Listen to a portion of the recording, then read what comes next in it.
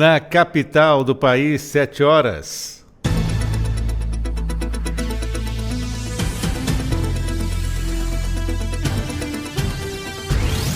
A Rádio Justiça apresenta Revista Justiça. Olá, muito bom dia, eu sou Sérgio Duarte, é muito bom te encontrar aqui na Rádio Justiça FM 104,7, sintonize seus direitos. Hoje é terça-feira, dia 24 de maio, maio não, né? 24 de junho de 2025. Eu sou Sérgio Duarte e você acompanha agora o Revista Justiça até às 9 horas da manhã. Com os trabalhos técnicos de Luiz Alves, vamos saber os destaques do programa de hoje. Revista Justiça.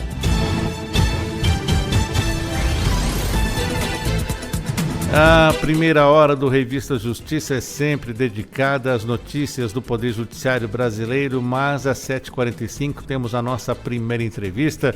É o quadro Ética e Justiça, com a participação do Procurador de Justiça no Estado de São Paulo, doutor em Direito Penal e presidente do Instituto Não Aceito Corrupção, doutor Roberto Liviano. Hoje falando sobre o 5º Prêmio INAC. 5º Prêmio INAC, que traz também a premiação para iniciativas de combate à corrupção, e vamos saber das propostas vencedoras e como elas poderiam também atuar neste combate à corrupção. Às 8 horas vamos falar sobre uma decisão da terceira turma do Superior Tribunal de Justiça que trata da possibilidade da decretação liminar do divórcio, ou seja, de forma imediata, antes mesmo da citação em manifestação da outra parte. O STJ, no caso, entendeu que o divórcio é um direito potestativo, ou seja, pode ser exercido por apenas um dos cônjuges, e que a decisão sobre o divórcio pode ser tomada de forma antecipada parcial do mérito, desde que a parte contrária seja previamente citada. Quem vai nos explicar mais sobre essa decisão será a advogada especialista em Direito das Famílias e Sucessões, Aline Rangel Schmidt. Às 8h15 vamos falar sobre vazamento de dados que expôs aí 16 bilhões de senhas. Nessa situação, especialistas contestam o número. Pesquisadores do site Cybernews, que revelaram o caso, afirmaram que os dados são recentes, mas outros dizem que o número é irrealista. Vamos conversar sobre isso com a advogada, professora, mestre especializada em proteção de dados, membro do Conselho Nacional de Proteção de Dados e da Privacidade, presidente da Comissão Nacional de Crimes Cibernéticos da ABC-CRIM, a doutora Ana Paula Canto de Lima, que vai esclarecer para nós sobre essa situação e os pontos legais aplicáveis. Às 8h30 tem o nosso debate, nosso mini debate de hoje, falando sobre o direito do trabalho, já que o Pleno do TST deu início a uma sessão em plenário virtual que trata nada menos que 56 temas para a fixação de novas teses jurídicas de caráter vinculante. São matérias já pacificadas no âmbito do TST, ou seja, sem divergência entre as turmas e a SD1, e agora pode seguir o rito dos recursos repetitivos para consolidar jurisprudências que terão forte impacto na justiça trabalhista. Entre os assuntos em análises estão pontos sensíveis, como a gradação das penalidades para a aplicação da justa causa, o pagamento de adicional de insalubridade para trabalhadores expostos às doenças infecto-contagiosas, a estabilidade de gestantes em contrato de experiência e também a responsabilidade subsidiária em contratos de franquia. Para nos ajudar a entender o alcance e os desdobramentos dessas possíveis teses vinculantes, estaremos recebendo aqui a doutora Jamile Borraceni, ela que é advogada especialista em Direito e Processo do Trabalho, e também o advogado membro da Comissão de Direito do Trabalho da OABDF, o doutor Marco Aurélio Batista Figueira. O Revista Justiça conta com a sua participação. Entre lá no WhatsApp e mande a sua mensagem para nós. Anote aí, 61 99975 8140. Vou repetir, 61 é o DDD, 99975 8140. 7h04. Confira agora no Revista Justiça os destaques do portal de notícias do Supremo Tribunal Federal. 7h04, vamos conferir agora o portal stf.jus.br e vamos aos destaques. STF vai decidir se contratos antigos de Roberto e Erasmo Carlos valem na área do streaming. Com repercussão geral reconhecida, caso permitirá à Corte discutir limites da interpretação dos direitos autorais na economia digital. STF mantém a validade de lei de Sergipe, que proíbe a incorporação de adicionais por cargo de confiança. A maioria do plenário entendeu que mudança na natureza do projeto não desrespeitou a Constituição. Supremo invalida norma que revogou direitos dos advogados por erro legislativo. Revogação equivocada atingia prerrogativas como o acesso a processos e a imunidade profissional. Para saber mais detalhes e também outras notícias, é só você entrar no stf.jus.br. 7h06. Revista Justiça. 7h06. Já você confere às 7h30 a previsão do tempo e as manchetes de capa dos principais jornais do país. O STF sediou o lançamento do livro que pergunta: a política climática atravessou a praça? A obra investiga a evolução da jurisprudência do STF no que diz respeito ao clima e o repórter Neto Costa acompanhou. Vamos ouvir.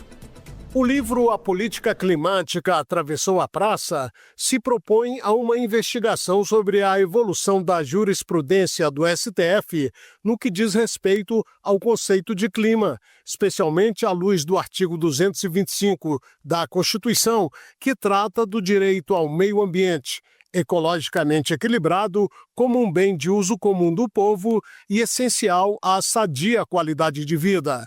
A obra, de autoria do advogado e cientista político Naue Bernardo Pinheiro de Azevedo, examina como, quando e por que o STF tem abordado questões climáticas dentro do campo do direito ambiental, utilizando casos paradigmáticos e decisões de controle de constitucionalidade para entender a construção de uma política climática no Brasil.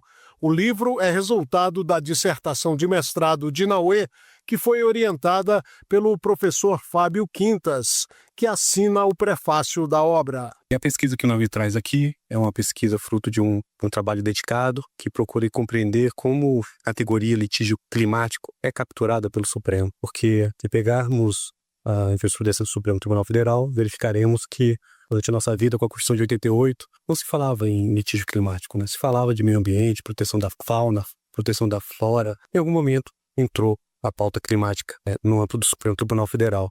Tem dados teóricos, tem pesquisa empírica. O autor do livro, Naue Bernardo Pinheiro de Azevedo, destaca aspectos da pesquisa. Porque quando a gente está falando de judicialização do clima, e por isso o título do livro, aqui do outro lado da praça, você tem ali o poder executivo, você tem ali o poder legislativo. Você tem o locus efetivo de existência, realização e eficácia dessas políticas. Quando você precisa atravessar a praça e trazer para cá, é porque já deu errado. A democracia falhou e por isso você tem uma falta completa de efetividade daquela política que faz com que o tribunal precise agir efetivamente. A publicação analisa o papel do STF nos embates climáticos ao examinar como a Corte abordou questões ambientais, incluindo as mudanças climáticas, ao longo do tempo, especialmente após a Constituição de 1988. Rádio Justiça, de Brasília, Neto Costa. As cidades de Boca do Acre, no Amazonas, e Chapuri, no Acre, recebem até sexta-feira a terceira edição do programa Justiça Itinerante Cooperativa na Amazônia Legal, coordenado pelo Conselho Nacional de Justiça. Na programação estão previstas diversas ações, inclusive com a realização de um casamento coletivo e reunião do Observatório dos Direitos Humanos do Poder Judiciário. Vamos conferir com a Marta Ferreira.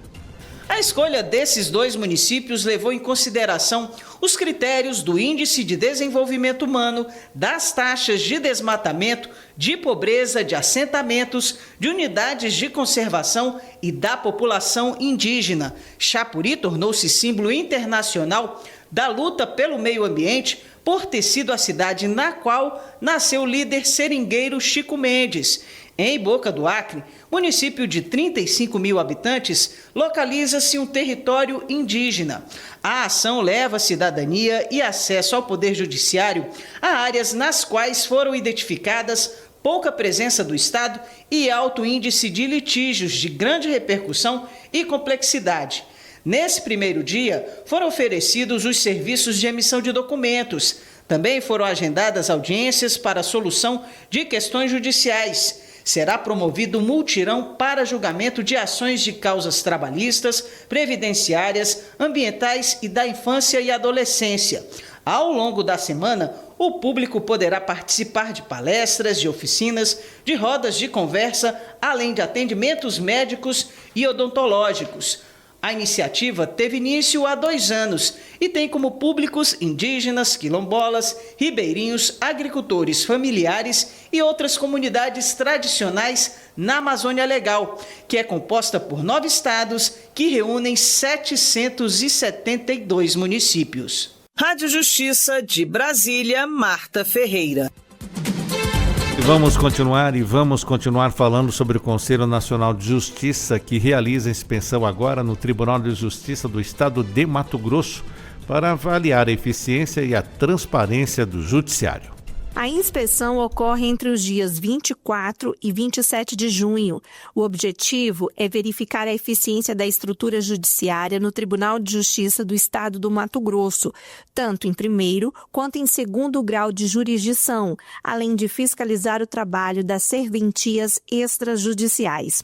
A inspeção é realizada pela Corregedoria Nacional de Justiça do Conselho Nacional de Justiça e a determinação para a medida foi expedida pelo corregedor, o ministro Mauro Campbell Marques, por meio da portaria número 28 de 2025. Durante o período de fiscalização, os trabalhos forenses e os prazos processuais seguirão normalmente, sem suspensão, conforme prevê a norma do Conselho Nacional de Justiça. A inspeção integra o programa de fiscalização do CNJ nos tribunais brasileiros, visando garantir a qualidade e a transparência do sistema de justiça. Rádio Justiça, de Brasília, Fernanda Porto. 7h12 e um temporal destrói telhado no Fórum de Abelardo Luz e o Judiciário Catarinense apura os danos. As informações com Marcelo Fernandes. O Fórum da Comarca de Abelardo Luz, no extremo oeste do estado, foi uma das edificações mais danificadas com o forte temporal que atingiu na madrugada desta segunda-feira, dia 23 de junho, cidades das regiões oeste e extremo oeste do estado. O telhado do Fórum Desembargador Nelson Nunes de Souza Guimarães foi totalmente destruído e os equipamentos eletrônicos, incluindo os computadores, foram danificados pela chuva. A comarca apura a profundidade dos danos e decidiu inicialmente pela suspensão do expediente das unidades e dos prazos do dia 23 de junho e 24 de junho. Em casos de demandas urgentes, o plantão regional deve ser acionado por meio do telefone. De acordo com a Defesa Civil, a tempestade foi mais intensa na região de Abelardo Luz. As rajadas de vento tiveram velocidade média de 80 km por hora, com picos de até 100 km por hora, em algumas localidades. A chuva também foi intensa durante um pequeno período. O diretor-geral administrativo do Tribunal de Justiça catarinense, Alessandro Postali, informou que toda a estrutura do Judiciário catarinense foi colocada à disposição e a primeira ação é buscar informações sobre a situação de saúde dos colaboradores e de toda a sociedade da região. As diretorias de Engenharia e Arquitetura e de Infraestrutura trabalham para apurar os estragos. A empresa responsável pela manutenção já foi acionada. Do Tribunal de Justiça de Santa Catarina, em Florianópolis, Marcelo Fernandes para a Rádio Justiça. 7h14, continuamos aqui com o Revista Justiça. Vamos falar agora sobre a ministra Carmen Lúcia. Empossada em 2006, ela completou 19 anos como ministra do Supremo Tribunal Federal. Vamos saber mais detalhes sobre a trajetória da ministra aqui no Supremo com a repórter Fernanda Porto. Carmen Lúcia Antunes Rocha nasceu em Montes Claros, Minas Gerais, cursou Direito na Pontifícia Universidade Católica, onde, anos depois, foi professora titular de Direito Constitucional. Em 2006, deixou o cargo de procuradora do Estado de Minas Gerais para ser ministra do Supremo Tribunal Federal, ocupando a vaga aberta com a saída voluntária do ministro Nelson Jobim. A ministra Carmen Lúcia é a segunda mulher indicada para o cargo no STF e a primeira mulher a presidir o Tribunal Superior Eleitoral. À frente do TSE, conduziu 2 eleições municipais, nos anos de 2012 e depois em 2024. Já no Supremo Tribunal Federal, presidiu a Corte no biênio 2016-2018, período em que, por 5 vezes, assumiu a presidência da República em substituição aos demais chefes de poderes na linha sucessória, que estavam fora do Brasil. Desde que tomou posse em 2006, Carmen Lúcia relatou grandes temas de impacto social, econômico e político, como o fim da exigência de autorização prévia para a publicação de biografias, a proibição da importação de pneus usados no Brasil, o teto constitucional do funcionalismo público, a vedação ao voto impresso a partir das eleições de 2014 e, mais recentemente, a inconstitucionalidade do questionamento sobre a vida sexual ou modo de vida da vítima nos crimes de violência contra as mulheres. No julgamento desta ação, a relatora, a ministra Carmen Lúcia, ressaltou que, apesar dos avanços na legislação brasileira em relação às mulheres, essas condutas ainda são reproduzidas na sociedade, perpetuando a discriminação e a violência de gênero, além de vitimizar duplamente a mulher. Além dessas decisões importantes, a trajetória da ministra Carmen Lúcia é marcada pela defesa dos direitos das mulheres, da democracia e da liberdade de expressão. Em declarações públicas, em entrevistas à imprensa e também em palestras, ela defende a maior presença feminina no poder judiciário e nas demais instituições democráticas brasileiras. Rádio Justiça. De Brasília, Fernanda Porto. 7h17. Profissão de transista passa a ter o reconhecimento oficial no Brasil. Acompanhe na reportagem do Marcelo Della Libera. O governo federal passou a reconhecer oficialmente a profissão de transista, que agora integra a Classificação Brasileira de Ocupações.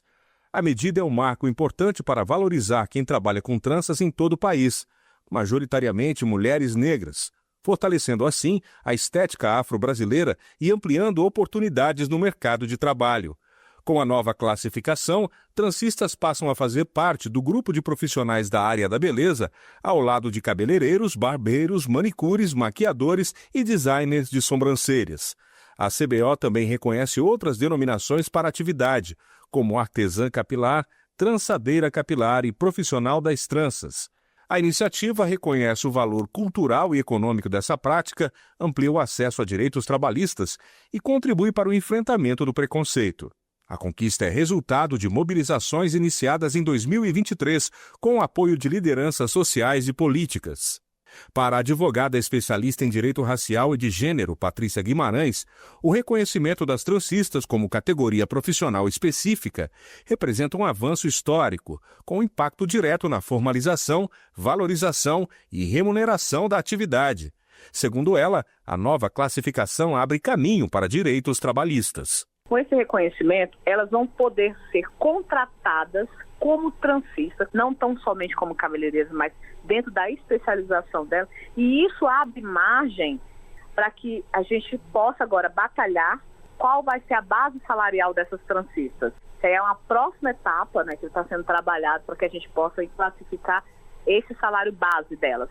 Com isso, a gente consegue fazer essa diferenciação, ela começa a ter uma carteira registrada dentro daquela função real dela, para que ela possa dar esse segmento à frente. A gente tem que pensar em recolher o INSS, em aposentadoria, a gente tem que pensar agora no contexto geral, de uma nova profissão. Há 48 anos atuando na área, a especialista em tranças afro, Laudiceia Nascimento, participou do processo de inclusão da profissão na Classificação Brasileira de Ocupações. Para ela, o reconhecimento profissional é importante, mas não deve se sobrepor ao valor cultural e histórico das tranças afro. Portanto, nós gostaríamos que a Classificação Brasileira de Ocupação, ela se atesse a saber que o ato de trançar, ela não pode ser desvinculado, porque o ato de trançar, ele dialoga com a política cultural. Então, gostaríamos que a Classificação Brasileira se atesse nisso, né? A Classificação Brasileira de Ocupações define esses profissionais como responsáveis por cuidar da aparência e da saúde dos clientes, aplicar produtos nos cabelos, fazer unhas, maquiar, trançar fios com técnicas afro e até administrar o próprio negócio. O objetivo da medida é garantir direitos, como salário mínimo definido, proteção legal e melhores condições para quem vive da arte das tranças. Rádio Justiça, de Brasília, Marcelo de la Libera. Tribunal de Justiça de Santa Catarina fixa a tese sobre dano moral presumido por falha no fornecimento de água. O entendimento foi firmado em razão de caso que ocorreu em Navegantes durante a pandemia da Covid-19. Na ocasião, o rompimento de uma adutora no sistema de captação do rio Itajaí-Mirim afetou o abastecimento de água de milhares de moradores. A água apresentava odor forte e elevado índice de salinidade, o que a deixou imprópria para o consumo. Além disso, na época, foram registradas reclamações de moradores de que a água suja danificou equipamentos domésticos, como chuveiros e torneiras elétricas. Com isso, houve decisões divergentes nas turmas recursais, algumas reconhecendo o direito à indenização por dano moral e outras não. Então, a turma de uniformização do Tribunal de Justiça de Santa Catarina decidiu consolidar uma tese. O entendimento fixado é de que, quando reconhecida a responsabilidade civil do município de Navegantes e da concessionária que fornece água aos moradores, deverá ser examinado pelo órgão julgador competente em cada caso concreto, por se tratar de bem essencial à existência humana. A decisão destaca que a falta de água potável, especialmente por período prolongado, fere diretamente a dignidade humana. Rádio Justiça, de Brasília, Fernanda Porto. E um homem foi condenado a mais de 24 anos por matar a companheira e tentar contra a vida do filho na Serra Catarinense. Os detalhes agora com o Marcelo Fernandes. O juízo da Vara Criminal da Comarca de Curitibanos, na Serra Catarinense, condenou um homem a 24 anos, 2 meses e 12 dias de prisão em regime fechado pelos crimes de feminicídio, tentativa de homicídio e posse ilegal de arma de fogo. O homem matou a companheira na presença do filho da vítima e ainda tentou contra a vida do adolescente. Conforme os autos, o caso ocorreu em fevereiro do ano passado, quando o réu atacou violentamente a companheira dentro da residência do casal, motivado por ciúmes. A vítima foi atingida por diversos golpes de faca e não resistiu aos ferimentos. O filho do casal, um adolescente de 16 anos, também foi ferido, mas sobreviveu. O Conselho de Sentença considerou o réu culpado de feminicídio, qualificado por motivo fútil, o uso de meio que dificultou a defesa da vítima e violência doméstica, além de ter agido na presença de descendente, o que também agrava a pena. O homem também foi condenado por tentativa de homicídio qualificada, uma vez que, logo após o primeiro crime, tentou tirar a vida do familiar. A sentença ainda reconhece a prática do crime de posse irregular de arma de fogo, pois o acusado mantinha em sua residência armamento em desacordo com a lei. Cabe recurso ao Tribunal de Justiça. No dia do julgamento, um grupo de estudantes acompanhou a sessão que tratou do caso de feminicídio. Do Tribunal de Justiça de Santa Catarina, em Florianópolis, Marcelo Fernandes para a Rádio Justiça. No fim de 2024, foi homologado o acordo com as mineradoras responsáveis pela tragédia ambiental da barragem do Fundão em Minas Gerais. E um balanço parcial das medidas mostra que muita gente tem buscado a indenização. Mais informações com o repórter Wesley McAllister. O programa de indenização definitiva, previsto no novo acordo da Bacia do Rio Doce, conta até agora com 260 mil adesões. O programa é custeado pelas empresas responsáveis pelo rompimento da barragem do Fundão, as mineradoras Vale, Samarco e BHP. O programa prevê pagamentos individuais àqueles que ainda não haviam sido indenizados. São R$ 95 mil para agricultores e pescadores e R$ 35 mil para demais pessoas físicas e jurídicas. Não há limite de pagamento por família. Para aderir, não é preciso apresentar documentos ou prova dos prejuízos, mas sim mostrar que já buscou indenização em programas anteriores e não foi contemplado. A adesão à iniciativa é feita por plataforma digital. No total, já foram firmados 75 mil acordos, sendo que 55 mil já foram homologados e 22 mil aguardam homologação. O acordo foi intermediado pela Advocacia Geral da União e envolve medidas mitigadoras frente ao desastre ambiental de 2015. Em cerimônia em Minas Gerais, o advogado-geral da União, Jorge Messias, lembrou que o acordo envolve um total estimado de R$ 170 bilhões destinados a ações diversas, como reparação, compensação e desenvolvimento para 49 municípios atingidos em Minas Gerais e Espírito Santo. Parte das ações serão tocadas pelo governo federal a partir dos recursos pagos pelas empresas. O ministro da AGU pontuou durante o evento que dezenas de equipamentos e bens públicos estão sendo transferidos para Mariana, como escolas e estações de esgoto, e que já foram liberados 2 bilhões e 400 milhões de reais para o plano de reestruturação da pesca na região. Da AGU, Wesley McAllister. 7 horas e 26 minutos. Vamos falar agora sobre drones, porque uma tecnologia de drones lá na Espanha possibilitou a localização de um casal de idosos com Alzheimer que tinha se perdido ao sair para passear. Esse caso ele repercutiu nas redes sociais com um debate sobre como devem ser cuidadas as pessoas com demência. Aqui no Brasil existem leis específicas, então vamos acompanhar a reportagem da Fernanda Porto. Segundo as agências de notícias da Espanha, um casal de idosos diagnosticado com Alzheimer saiu para um passeio nos arredores da cidade de Madrid. Mas como não retornou para casa, familiares comunicaram à polícia. Utilizando drones, a polícia espanhola avistou o homem dentro de uma vala e a mulher deitada em uma área descampada. Eles foram encaminhados para atendimento médico e a polícia espanhola informou à imprensa que estavam desorientados e com leves escoriações, mas não informou os nomes, idades e nem se recebiam alguma assistência por parte de cuidadores ou parentes. Rapidamente, o caso ganhou repercussão nas redes sociais com um debate de quem é a responsabilidade nesses casos.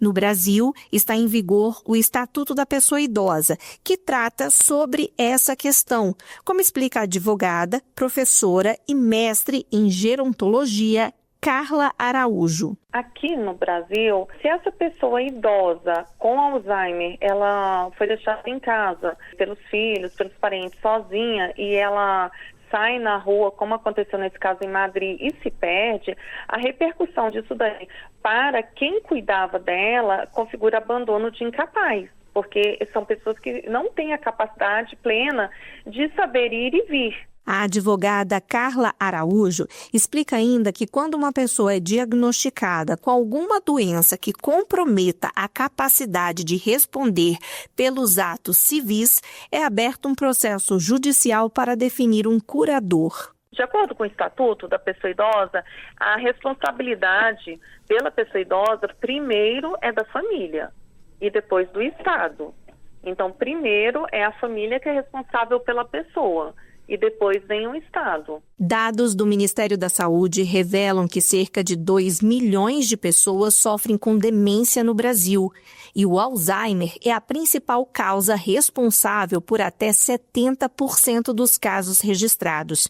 Situação que preocupa, como explica a médica geriatra e membro da Sociedade Brasileira de Geriatria e Gerontologia, Mariana Rubac. A sociedade mudou. Então, tem muitos casais que não têm filhos, ou casais que têm filhos que moram em outros países. A gente tem idosos que não casaram, que optaram por uma vida, solo. Então, essas pessoas, quando envelhecem, elas precisam de apoio. No caso da demência, é uma doença incapacitante. Então, é uma doença que a pessoa não vai conseguir gerenciar a própria vida. Inclusive, é uma doença que permite que familiares ou pessoas próximas entrem com pedido de curatela justamente para gerenciar a vida dessa pessoa.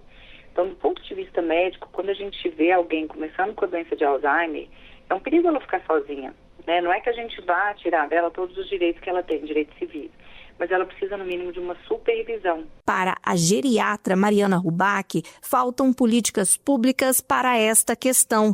E, por isso, é preciso que as pessoas façam a seguinte reflexão. Às vezes as pessoas não se preparam para o envelhecimento, às vezes as pessoas elas não imaginam que vão viver tanto tempo. Então, eu acho que é interessante trazer essa consciência para a sociedade de como é que eu estou envelhecendo, né? Porque às vezes a gente se prepara para casar, para ter filho, para mandar filho para a faculdade, mas a gente não se prepara para envelhecer, né? Como é que eu estou envelhecendo? Quem vai ser minha rede de apoio? O que eu estou planejando para minha vida? Rádio Justiça, de Brasília, Fernanda Porto. Agora em Brasília, 7h30. Previsão do tempo no Brasil. Vamos saber como fica o tempo. Vamos então até o Instituto Nacional de Meteorologia conversar com o Olívio Bahia. Bom dia, caro Olívio. Opa, bom dia, Sérgio Duarte. Bom dia, amigos ouvintes da Rádio Justiça. Tudo bom, Sérgio? Tudo bem, Olívio. Conta pra gente como será então a terça-feira aqui no DF. Olha, Sérgio, uma nebulosidadezinha chegando aí. Temos uma frente fria se aproximando. Ela deve estar ali pela altura do sul do estado de Goiás, mas já aumentou a nebulosidade. Temos até chuva aí no entorno de Goiás, aqui próximo. Então temos uma possibilidade, mesmo que pequena, de ocorrência de chuvas aqui no Distrito Federal hoje. Temperatura mínima nem foi tão baixa assim, 13,3 ali na região de Águas Emendadas, aqui no plano piloto 16,3, mas as temperaturas máximas não devem subir tanto não, talvez aí na casa, eu diria que de 23 até 25 graus no máximo no dia de hoje. Umidade do ar já mais elevada, 95%, podendo ficar em torno dos 30%, 40% aí no meio da tarde. Então, expectativa aí de temperaturas mais amenas em função da presença desse sistema frontal e de uma pequena chance de chuva aqui no Distrito Federal hoje, Sérgio. Está certo, Olívio. E as demais regiões do país? Olha, o destaque para o frio, viu, Sérgio? Tanto as demais áreas do centro-oeste, aí o frio, essa frente fria derrubou as temperaturas aí no centro-oeste, temperatura negativa ali no extremo sul do Mato Grosso do Sul, 0,8 negativo em função justamente desse frio, provavelmente até alguma geada ali, pelo menos uma chance pequena de ter ocorrido alguma geada aí no sul do Mato Grosso do Sul. A frente fria também trouxe chuva, mesmo que de fraca intensidade, para áreas aí do Mato Grosso e de Goiás, como eu falei. Expectativa de máximas ali no meio da tarde aqui no centro-oeste, ainda de 35 no extremo norte de Goiás e do Mato Grosso, mas a expectativa aí principalmente do frio que vai avançando aí no decorrer do dia e principalmente amanhã. Sudeste do Brasil também o sistema frontal aumentou a nebulosidade, a condição de chuva em São Paulo, Triângulo e centro-sul de Minas Gerais, áreas do Rio de Janeiro. Não derrubou tanta temperatura por enquanto em função da nebulosidade. Mínimas aí no Sudeste ainda na casa de 4, 5 graus, mas deve cair especialmente a partir de amanhã. Máximas no Sudeste ali pelo norte de Minas Gerais e do Espírito Santo na casa de 35 graus. Sul do Brasil, muito frio, temperatura negativa nas nossas estações, 4,1 negativo ali na região de São José dos Ausentes, no Rio Grande do Sul. Nas estações dos parceiros ali do Ciran, Epagre, em Santa Catarina, menos 8 graus, muito frio por lá. Esse frio deve continuar no decorrer do dia. Pouca chance de chuva aí pelo sul do Brasil. O que predomina mesmo é justamente o frio. Pancadas de chuvas localizadas no norte do Brasil, principalmente entre tarde e noite, especialmente no norte do Amazonas, Roraima, norte do Pará e Amapá. Pouca condição para chuva no Tocantins, e ali o friozinho, em função do avanço dessa frente no decorrer do dia, começa a chegar em Rondônia e no estado do Acre. E pelo nordeste do Brasil, instabilidade na faixa litorânea, especialmente entre o recôncavo baiano e o litoral de Pernambuco.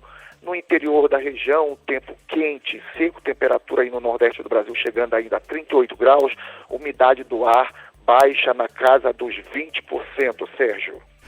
Obrigado pelas informações, Olívio. Um excelente dia para você e para todos do Instituto Nacional de Meteorologia. A gente agradece. Bom dia a todos. Muito obrigado, Olívio. Agora 7h35. Manchetes do dia.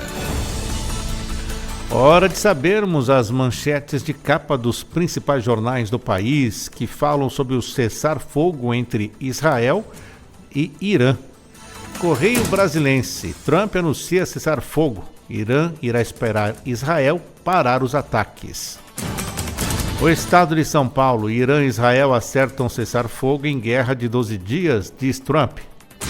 Folha de São Paulo. Trump anuncia cessar-fogo por 24 horas na guerra entre Israel e Irã. O Globo. Trump anuncia que Israel e Irã aceitaram cessar-fogo. Diário do Nordeste. Investimento pode gerar 4 bilhões de reais para o turismo. Estado de Minas. Trump anuncia cessar-fogo. Jornal do Comércio. Trump anuncia cessar-fogo sem comunicação oficial de Israel e Irã.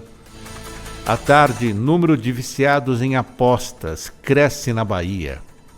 0 hora, Trump diz que Israel e Irã fecharam acordo para suspender ataque a partir de hoje. E Valor Econômico, Trump afirma que Israel e Irã concordam com cessar-fogo.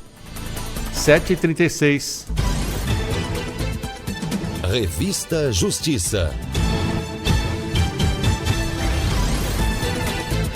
E o Judiciário Catarinense realiza inspeções de unidades prisionais de Barra Velha, Itajaí e Blumenau. Marcelo Fernandes. O Grupo de Monitoramento e Fiscalização dos Sistemas Prisional e Socioeducativo do Tribunal de Justiça de Santa Catarina realizou nos dias 16 e 17 de junho uma nova etapa de inspeções em unidades do Sistema de Justiça Criminal localizadas nos municípios de Barra Velha, Itajaí e Blumenau, na região norte e do Vale Catarinense. As visitas técnicas tiveram como objetivo avaliar as condições estruturais e operacionais das unidades prisionais, além de promover o diálogo institucional com os atores locais responsáveis pela execução penal, reforçando o compromisso do Poder Judiciário catarinense com a garantia dos direitos fundamentais das pessoas privadas de liberdade. A equipe do Tribunal Catarinense foi comandada pelo juiz Rafael de Araújo Rios Schmidt, responsável pela coordenação estadual do grupo e também juiz corregedor das unidades prisionais de Blumenau. No dia 16 de junho, foram inspecionados o Presídio Regional de Barra Velha e o Centro de Atendimento Socioeducativo de Itajaí. Já no dia 17 de junho, em Blumenau, foram realizadas inspeções no Presídio Regional e na Penitenciária Industrial. Na Penitenciária Industrial de Blumenau, esteve presente o diretor da unidade, Luciano Cardoso. As inspeções integram o grupo de visitas institucionais promovidas pelo Judiciário Catarinense ao longo do ano, fortalecendo o papel na supervisão das políticas públicas voltadas à população carcerária e ao sistema socioeducativo no Estado. Do Tribunal de Justiça de Santa Catarina, em Florianópolis, Marcelo Fernandes para a Rádio Justiça. A Advocacia Geral da União defende o entendimento de que funcionário público condenado por improbidade administrativa pode perder a aposentadoria. A repórter Raquel Miura tem mais informações. A Justiça confirmou: servidor público condenado por improbidade administrativa pode sim perder a aposentadoria. O caso envolve um auditor fiscal do trabalho que foi punido judicialmente com a perda da função pública. Como ele cometeu faltas graves enquanto atuava, a condenação que saiu em 2020 determinou o rompimento do vínculo com a administração pública. Só que o fiscal em questão já estava aposentado desde 2011 por invalidez. Diante disso, o governo federal cassou sua aposentadoria. O auditor do trabalho, então, recorreu à justiça, alegando que perder o benefício não está na lista de punições previstas em lei para o caso. A Advocacia Geral da União, no entanto, rebateu. Alegou que a perda da função pública é abrangente e, exceto se vier expresso na própria decisão judicial, inclui todos os vínculos com o poder público, inclusive a aposentadoria. A primeira turma do STJ, o Superior Tribunal de Justiça, acolheu os argumentos da AGU, modificando inclusive entendimento que tinha antes sobre o assunto. Considerou agora que sim, condenação por improbidade pode resultar em cassação da aposentadoria no serviço público. A AGU no processo ainda lembrou decisão do STF, o Supremo Tribunal Federal. Ao julgar um caso semelhante, foi pontuado na corte que, como um servidor aposentado não pode ser punido com a demissão, cassar a aposentadoria se mostra a única sanção possível, até para não haver tratamento diverso entre ativos e inativos. Da AGU, Raquel Miura. Depois da Raquel Miura, vamos ouvir agora a Bárbara Michelini. Policial militar é condenado por crimes sexuais em Bento Gonçalves, no Rio Grande do Sul. A Justiça do Rio Grande do Sul condenou um policial militar a 19 anos e 10 meses e 20 dias de prisão em regime fechado pelos crimes de estupro de vulnerável, favorecimento à prostituição, inclusive de uma adolescente, e manutenção de casa de prostituição. A sentença é da juíza Fernanda de Azevedo, da primeira vara criminal de Bento Gonçalves.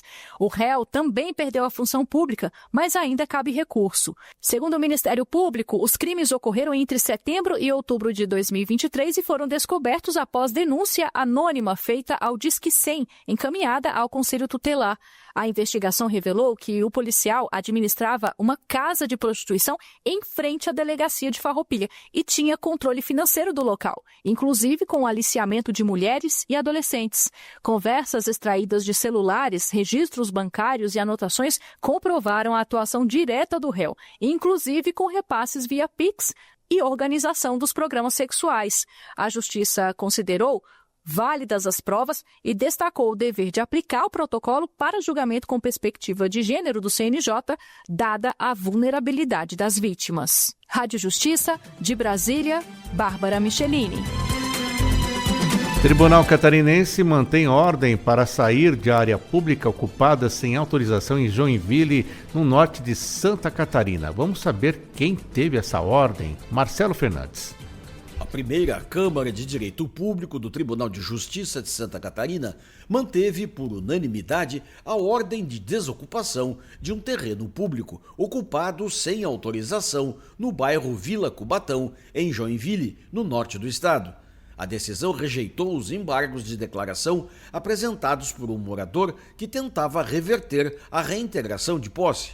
A defesa sustentava que a ocupação era pacífica e de boa-fé e que o imóvel havia sido cadastrado pela própria prefeitura pela cobrança de IPTU, o que, segundo o morador, demonstra reconhecimento da posse por parte do município.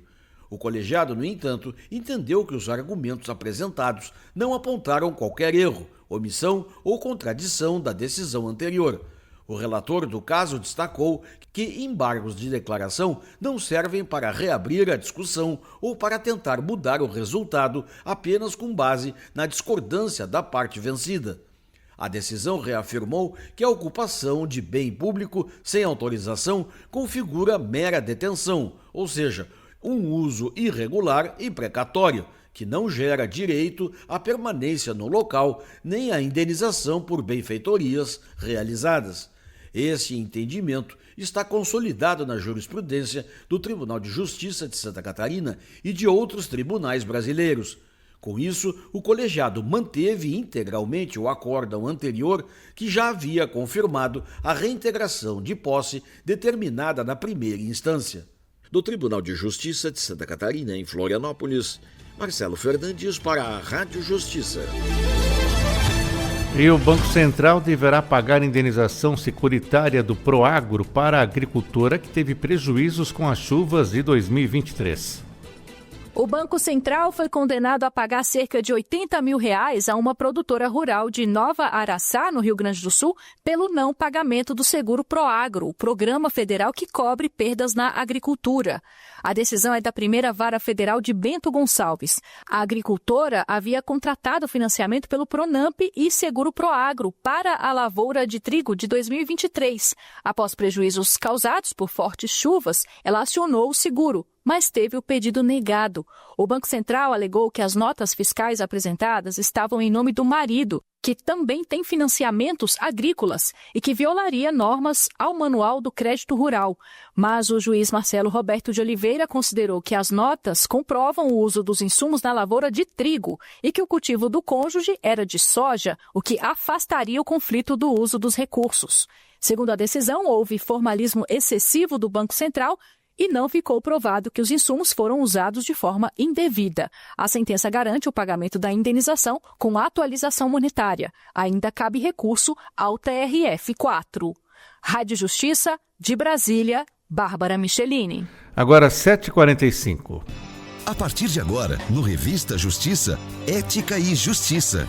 Com o procurador de Justiça no estado de São Paulo, doutor em Direito Penal, presidente do Instituto Não Aceito Corrupção, doutor Roberto Oliviano, bom dia. Bom dia, Sérgio, bom dia aos amigos internautas que nos acompanham toda terça aqui pela nossa querida Rádio Justiça. Doutor Roberto, na semana passada o senhor falou sobre esse confronto, né, Israel e Irã. Agora temos um anúncio de Donald Trump sobre esse cessar-fogo. Como o senhor vem acompanhando essas notícias? Bastante apreensão. Eu penso que é necessário que haja muita responsabilidade e muito cuidado em relação às consequências globais dos movimentos relacionados a isso. O mundo depende muito, as pessoas, as nações dependem muito umas das outras e as atitudes não podem ser unilaterais. O fechamento do Estreito de Hormuz, determinado pelo Irã, significou o bloqueio da passagem de mais de 20% do petróleo consumido pelo mundo. O ataque do Irã a uma base americana no Catar representa algo bastante grave, sério, que faz com que China e Rússia também se envolvam neste conflito, em que o alcance ainda não é calculado, né? Ontem se falou em cessar-fogo, mas Israel diz que não houve o respeito ao cessar-fogo. O mundo acompanha com extrema apreensão todos esses acontecimentos. É uma área minada, mas por outro lado também não se pode, Sérgio, desconsiderar anos e anos de fundamentalismo iraniano determinado pelos ayatolás no Irã. E esse fundamentalismo é concretizado através de uma corrida armamentista nuclear de consequências inimagináveis para o mundo.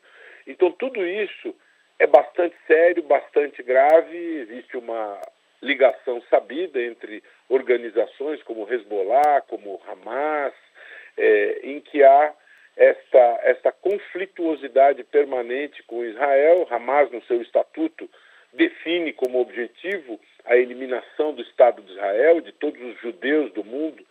Tudo isso não traz elementos positivos, não contribui para a pacificação do mundo. Então, o que se pode dizer, Sérgio, que é um momento de profunda apreensão e preocupação em relação ao desdobramento de tudo isto, né? A belicosidade desta situação, ela é preocupante, mas não é preocupante apenas para Israel, para o Irã. Estados Unidos também bombardeando usina nuclear do Irã, isso é preocupante para todo mundo. Todos nós somos, infelizmente, atingidos pelas consequências deste conflito. Então, nós devemos acompanhar isso com bastante atenção e eu penso que, do nosso lado, todos os esforços são importantes no sentido da paz. Vejo com bastante tristeza também a constatação cada vez mais evidente e eloquente da impotência da ONU diante de tudo isso. O modelo construído em 1945 é um modelo já superado que precisa ser repensado. A ONU não consegue fazer frente a estas situações, assiste a tudo impotente. E não é esse o espírito que levou à edificação da ONU no pós-guerra. Penso que nós precisamos reconstruir, ressignificar a ONU para o bem da paz de todo o planeta. Agora vamos falar de coisa boa, doutor Roberto Oliviano, aqui do Brasil. 5º Prêmio INAC de Integridade celebra 10 anos do Instituto Não Aceito Corrupção em um cenário de crescente preocupação com a corrupção no Brasil. Por que essa edição desse ano aqui do Prêmio INAC de Integridade, ele foi especialmente simbólico, essa edição? Especialmente simbólica por vários motivos, Sérgio. Primeiro, porque nós aí completamos, como você está mencionando, um ciclo de 10 anos de vida do Instituto Não Aceito Corrupção. O INAC foi fundado em julho de 2015 e completa aí um primeiro ciclo de vida de 10 anos. E eu sempre gosto de dizer que é frequente, é comum, é algo normal que teses de doutorado, como o meu caso, em que eu fui orientado, tive a honra e o privilégio de ser orientado pelo professor Miguel Reale Júnior, as pesquisas, os estudos de doutorado normalmente resultam na publicação de livros, de obras. E essa publicação é importante porque permite que haja um sequenciamento dos estudos, permitem que outras pessoas depois possam ter acesso àquilo que já se estudou antes e assim tenhamos a produção sequencial de conhecimento.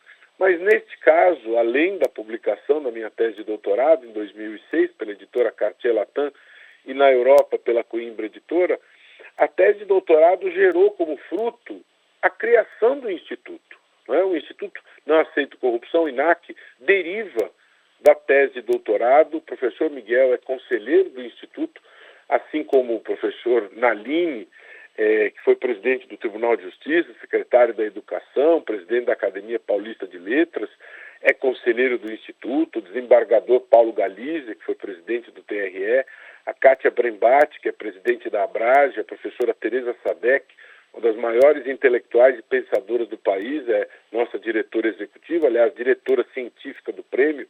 Então, é uma edição muito importante, histórica, porque é um ciclo de 10 anos de vida do Instituto, que é a OCIP, uma organização da sociedade civil de interesse público, que é integrante do Pacto Global da ONU, faz parte da OEA, e que chega a esse nível de maturidade na 5ª edição, com trabalhos extraordinários, de altíssimo nível, e realiza o seu prêmio no palco da Semana de Arte Moderna, no Teatro Municipal de São Paulo. Foi um evento grandioso, o teatro totalmente lotado, com 1.500 pessoas, uma noite dedicada à construção, à promoção da ética, da integridade, com trabalhos extraordinários sendo valorizados, sendo destacados, trabalhos de brasileiros que lutam, que se dedicam e que se propõem a apresentar projetos, trabalhos, ações, iniciativas, reportagens,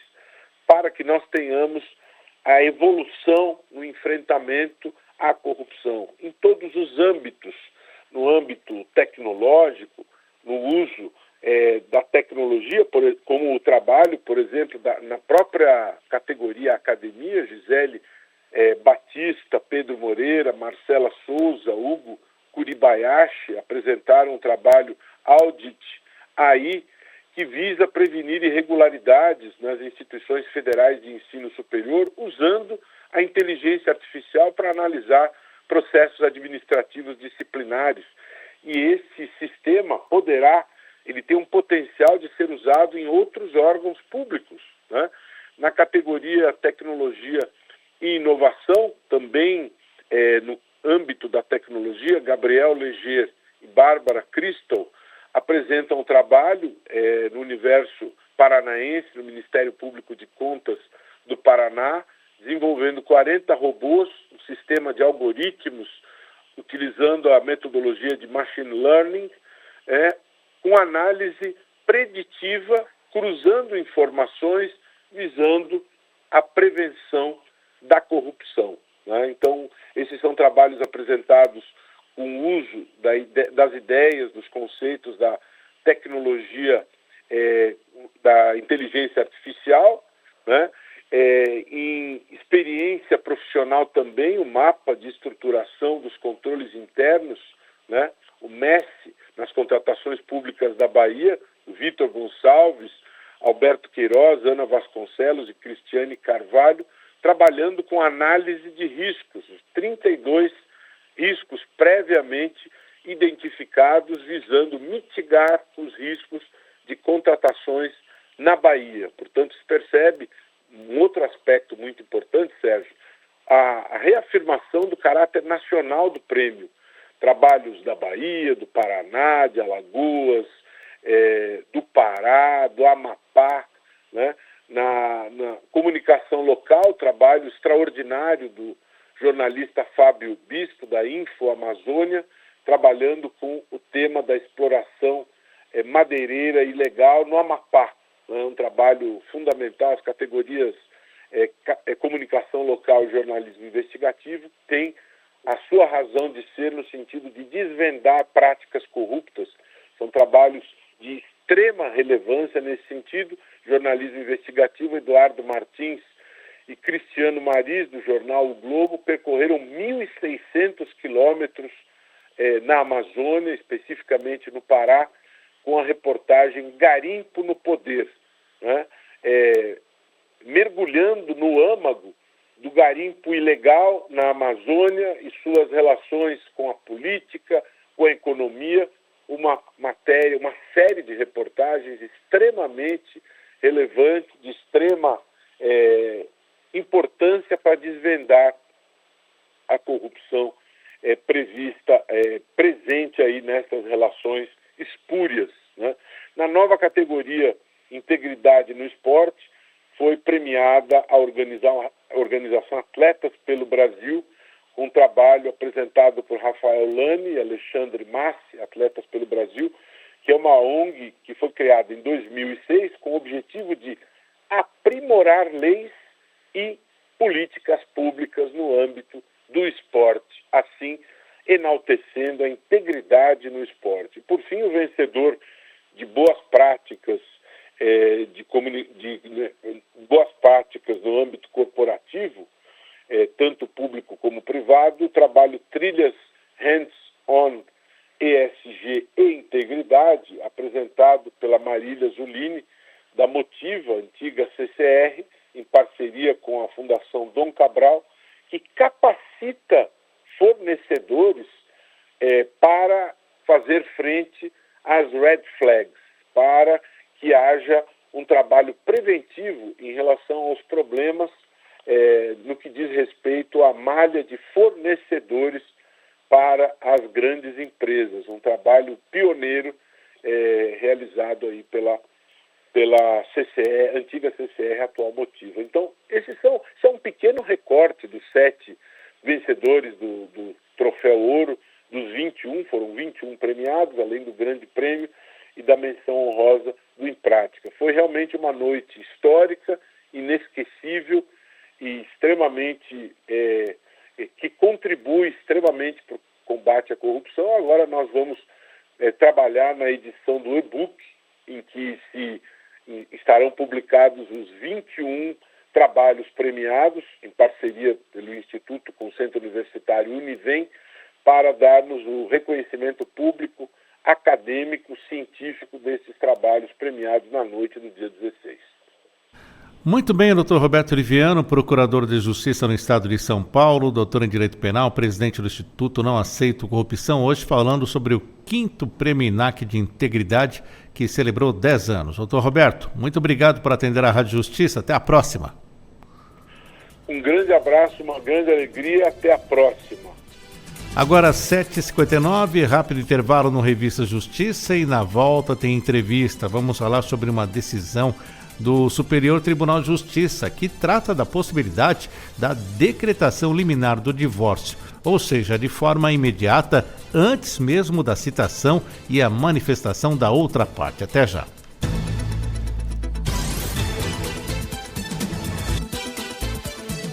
Estamos apresentando Revista Justiça.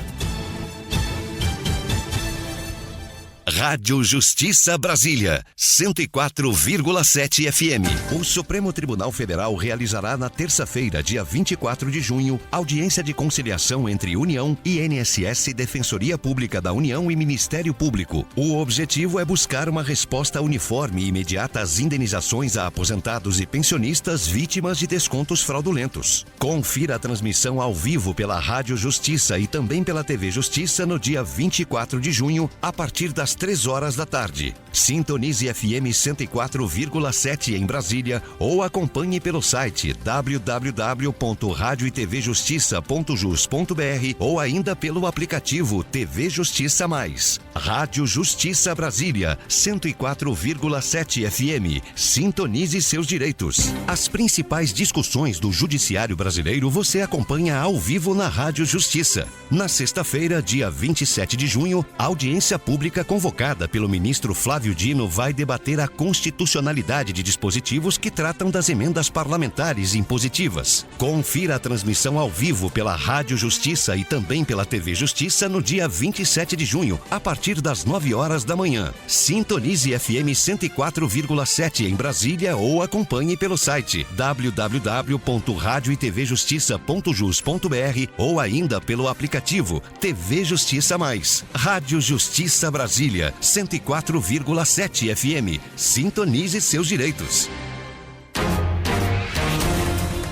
ZYS 898, Rádio Justiça, Brasília. FM 104,7 MHz, 20 kW de potência. Uma emissora do Poder Judiciário do Brasil. Rádio Justiça, Brasília, 104,7 FM. Faixa jornalística.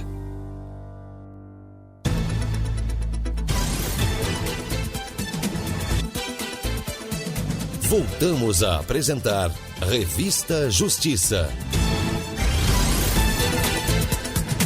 E estamos de volta com a Revista Justiça. Vamos começar agora a segunda hora desta terça-feira, dia 24 de junho de 2025. Em Brasília, 8 horas e 1 minuto.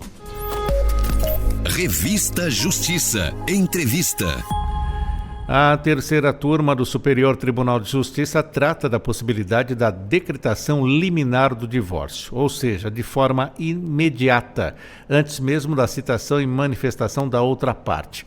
O STJ, no caso, entendeu que o divórcio é um direito potestativo, ou seja, que pode ser exercido por apenas um dos cônjuges e que a decisão sobre o divórcio pode ser tomada de forma antecipada, parcial do mérito, desde que a parte contrária seja previamente citada.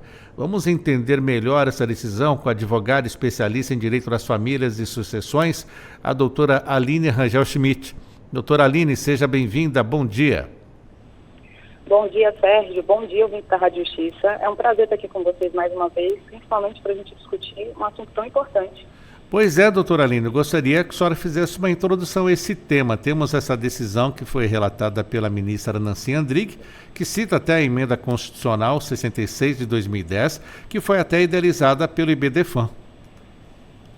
Exatamente, Sérgio. Esse RESP do qual nós vamos tratar hoje, como você bem mencionou, de relatoria da ministra Nancy Andrighi, da terceira turma do Superior Tribunal de Justiça, reafirmou o cabimento do divórcio unilateral, o divórcio também chamado de divórcio impositivo ou divórcio imediato.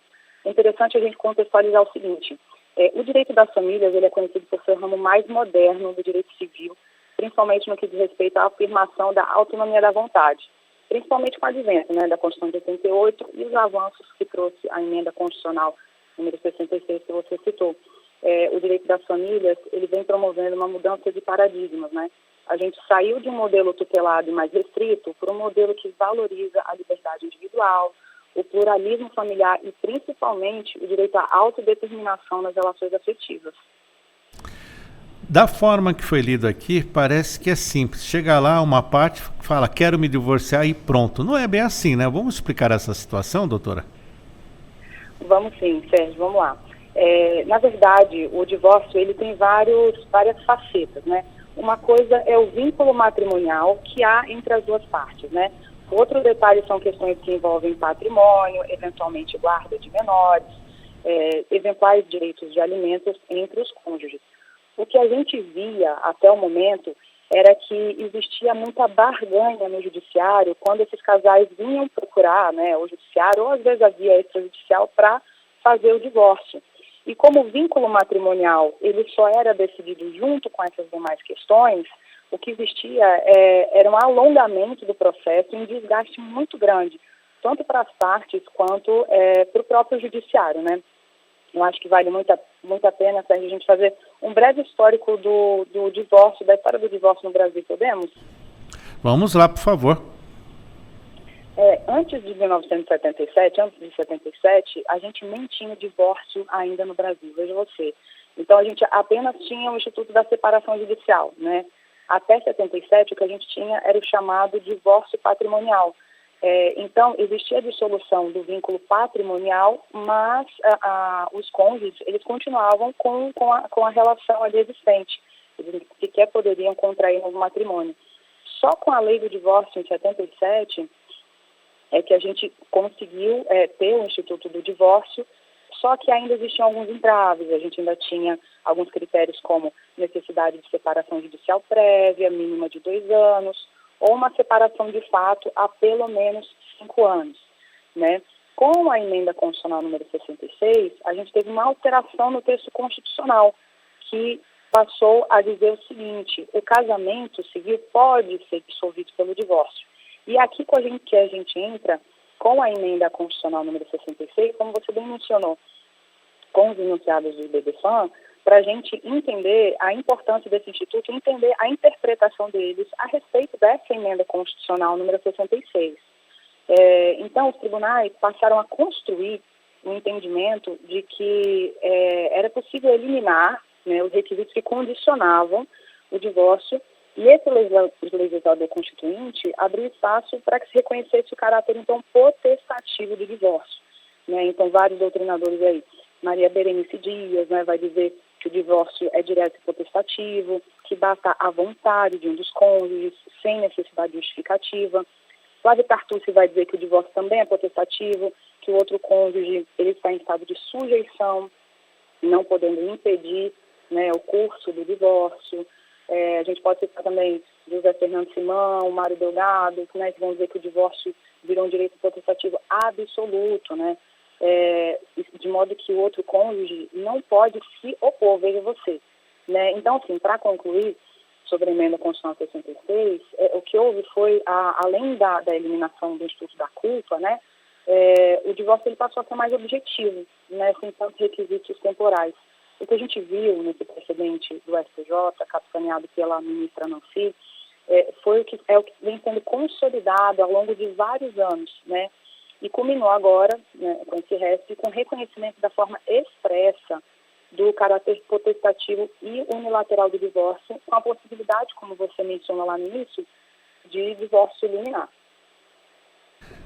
E o que é esse direito potestativo, doutora Aline? Boa pergunta, Sérgio. Você tirou as palavras da minha boca. Para a gente falar de forma simples, o direito potestativo, ele é um direito que depende só da vontade de quem exerce, né?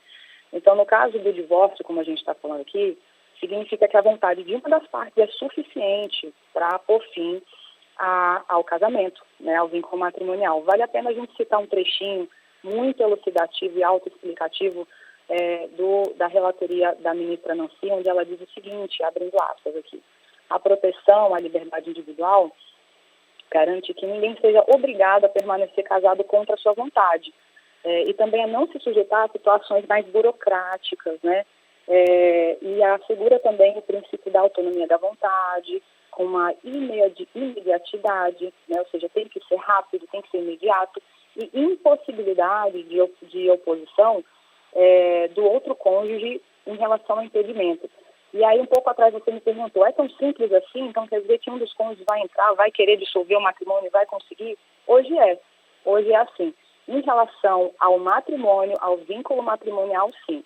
Então, havendo a vontade de um dos cônjuges em se divorciar, o divórcio acontecerá de forma imediata. O que pode e acontecerá é que outras questões vão ser tratadas naturalmente ao longo do processo.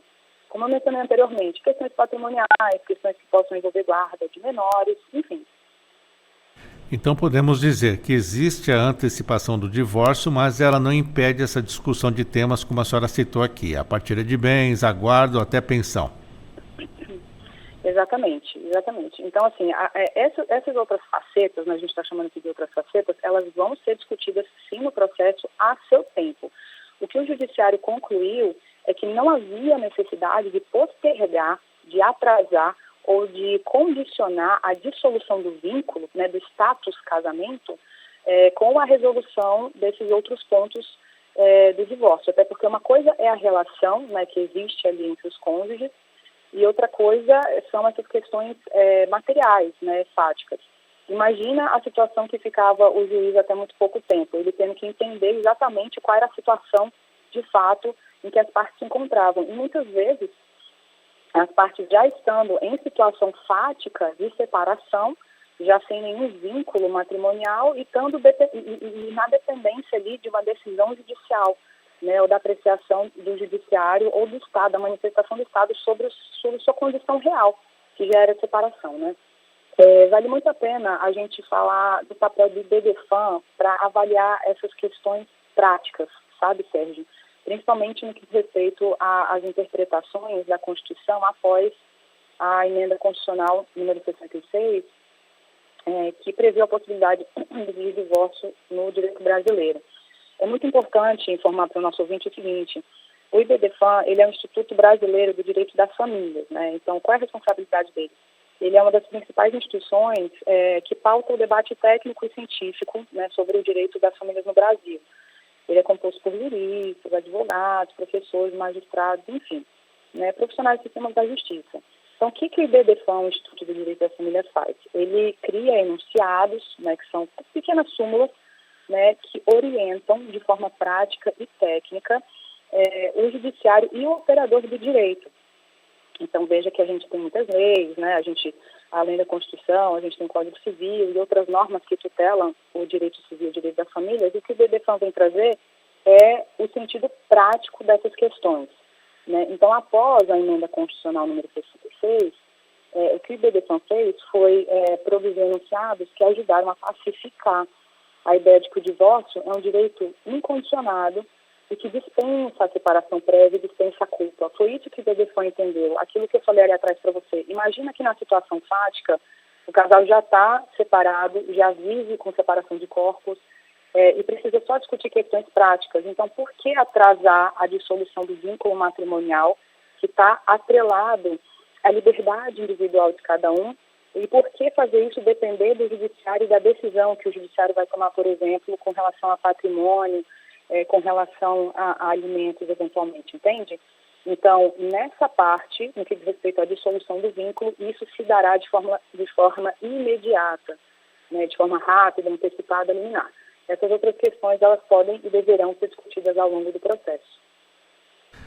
Doutora Aline, estamos falando desse divórcio de forma imediata, mas temos uma situação específica também, principalmente quando envolve violência doméstica. A Justiça tem concedido esse divórcio imediato? Com certeza, Sérgio. Você sabe que um dos motivos, né, que levou o Judiciário a se sensibilizar, né, em relação à questão do divórcio, até do ponto de vista existencial mesmo, né, e do ponto de vista das liberdades individuais, né, na qualidade do divórcio ser uma garantia, inclusive constitucional, atrelada aos direitos constitucionais da liberdade humana, né? Então, imagina que, de repente, você tem ali um casal em que a mulher, muitas vezes, está submetida a uma situação de violência doméstica, né, numa situação onde ela está completamente dependente, muitas vezes financeiramente, psicologicamente, numa condição de extrema fragilidade. Imagina ela ainda se submeter a um processo judicial que naturalmente é longo, né, não por falta de esforço do Poder Judiciário, pelo contrário, mas pelo tipo de cuidado, né, e atenção e cautela que a situação exige. Então, acabava que essas pessoas ficavam reféns durante muitos meses ou durante muito tempo de uma decisão que poderia ser parcelada, né, que poderia ser antecipada em partes. Então, o vínculo matrimonial pode ser dissolvido sem prejuízo da resolução de outras questões, sem prejuízo da resolução, por exemplo, do que vai ser decidido sobre o patrimônio, sobre a pensão que essa mulher faz jus, por exemplo, né? É muito interessante a gente ver que a decisão da ministra Nancy Andrighi, ela vem coroar um posicionamento do judiciário que já tem mais de década, né? Veja você que o primeiro caso registrado, assim, não um dos primeiros casos que a gente teve de divórcio imediato no Brasil, aconteceu em Santa Catarina, um caso em Joinville. A gente fala que foi uma das primeiras decisões conhecidas, né, no Brasil, em que o divórcio foi concedido de forma liminar, né, antes da citação do outro cônjuge. O que isso significa processualmente? Quando um dos cônjuges deseja o divórcio e não há consenso, ou seja, não entram junto com o pedido, um deles entra com o pedido. O outro era citado, não é isso, para se manifestar. Dessa vez, a juíza já dispensou, nesse caso de Joinville ali em 2020, a juíza à época, né, Karen Schubert, dispensou a citação e a manifestação do outro cônjuge, concedendo liminarmente já o divórcio, para você ver que essa já era uma pauta do Poder Judiciário, já se falava muito. Como eu mencionei para você, o IBDFAN já vinha trazendo muito isso, já vinha se debruçando sobre essa matéria, muitos doutrinadores já vinham produzindo muito material falando a respeito desse instituto. Né? Então, nesse caso ali em 2020, já foi aplicado, né, o conceito do direito potestativo, concedendo esse divórcio imediato. Né? Então, o que a ministra Nancy Andrighi fez agora com esse julgamento foi coroar, né, o instituto do divórcio imediato. Doutora Aline, qual a orientação que a senhora dá para uma mulher que passa por essa situação de violência doméstica, quer dar fim a um casamento, como ela deve agir? Temos a opção do advogado, mas também temos uma defensoria pública para isso? Sim. Com certeza, com certeza. Nós temos sim a defensoria pública, né, que é o órgão que pode sim e deve proteger e representar pessoas em situação de hipossuficiência de todos os tipos, né? De fragilidade, né? Às vezes a pessoa fica muito intimidada porque não tem condições de pagar um advogado, mas hoje, além de assistência jurídica promovida paralelamente por vários tribunais locais, a Defensoria Pública também tem esse papel. É importante falar para essa ouvinte, né, que esteja nessa situação, que hoje o Judiciário está do seu lado. Né? O Judiciário já entende, né, os operadores do direito já compreenderam que existe uma liberdade individual, que existe um direito que é garantido pela Constituição, né? A Constituição deixa muito claro e tem reforçado a autonomia da vontade, ou seja, o simples fato dessa pessoa, dessa mulher, desse cônjuge não querer estar mais nessa relação já é simples e suficiente para que ela possa solicitar, né, requerer junto ao Judiciário essa dissolução imediata, esse divórcio imediato. Há casos, inclusive, que podem ser tratados diretamente, inclusive no cartório. Conversamos na Rádio Justiça a respeito de decisão da terceira turma do Superior Tribunal de Justiça que trata da possibilidade da decretação liminar do divórcio, ou seja, de forma imediata antes mesmo da citação e manifestação da outra parte. Conversamos sobre isso com a advogada especialista em Direito das Famílias e Sucessões, a doutora Aline Rangel Schmidt. Doutora Aline, obrigado por atender a Rádio Justiça. Até a próxima. Obrigada, Sérgio. Até a próxima. Abraço a todos os ouvintes da Rádio Justiça. Muito obrigado. Agora em Brasília, 8h17. Revista Justiça. Entrevista.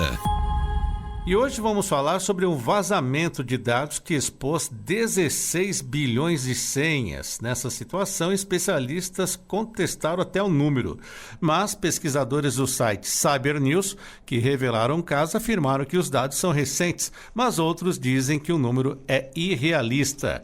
Vamos repercutir um pouco essa situação, conversando agora com a advogada, professora, mestre especializada em proteção de dados, membro do Conselho Nacional da Proteção de Dados e da Privacidade, presidente da Comissão Nacional de Crimes Cibernéticos, da ABC-CRIM, a doutora Ana Paula Canto de Lima. Doutora Ana Paula, muito bom dia. Bom dia, Sérgio. É um prazer estar aqui com você e com seus ouvintes mais uma vez para falar de um tema tão importante. Então vamos lá, doutora Ana Paula. Como a senhora recebeu essa notícia inicialmente, hein? Eu recebi de uma seguidora que me encaminhou. Normalmente, quando acontecem essas coisas assim, alguém sempre me encaminha para que eu possa dar uma opinião, para que eu possa dar um alerta, para que eu possa dizer o que fazer. Aí foi o que eu fiz. Coloquei lá no meu Instagram, no mesmo dia que eu recebi, que foi inclusive antes de os noticiários começarem a divulgar.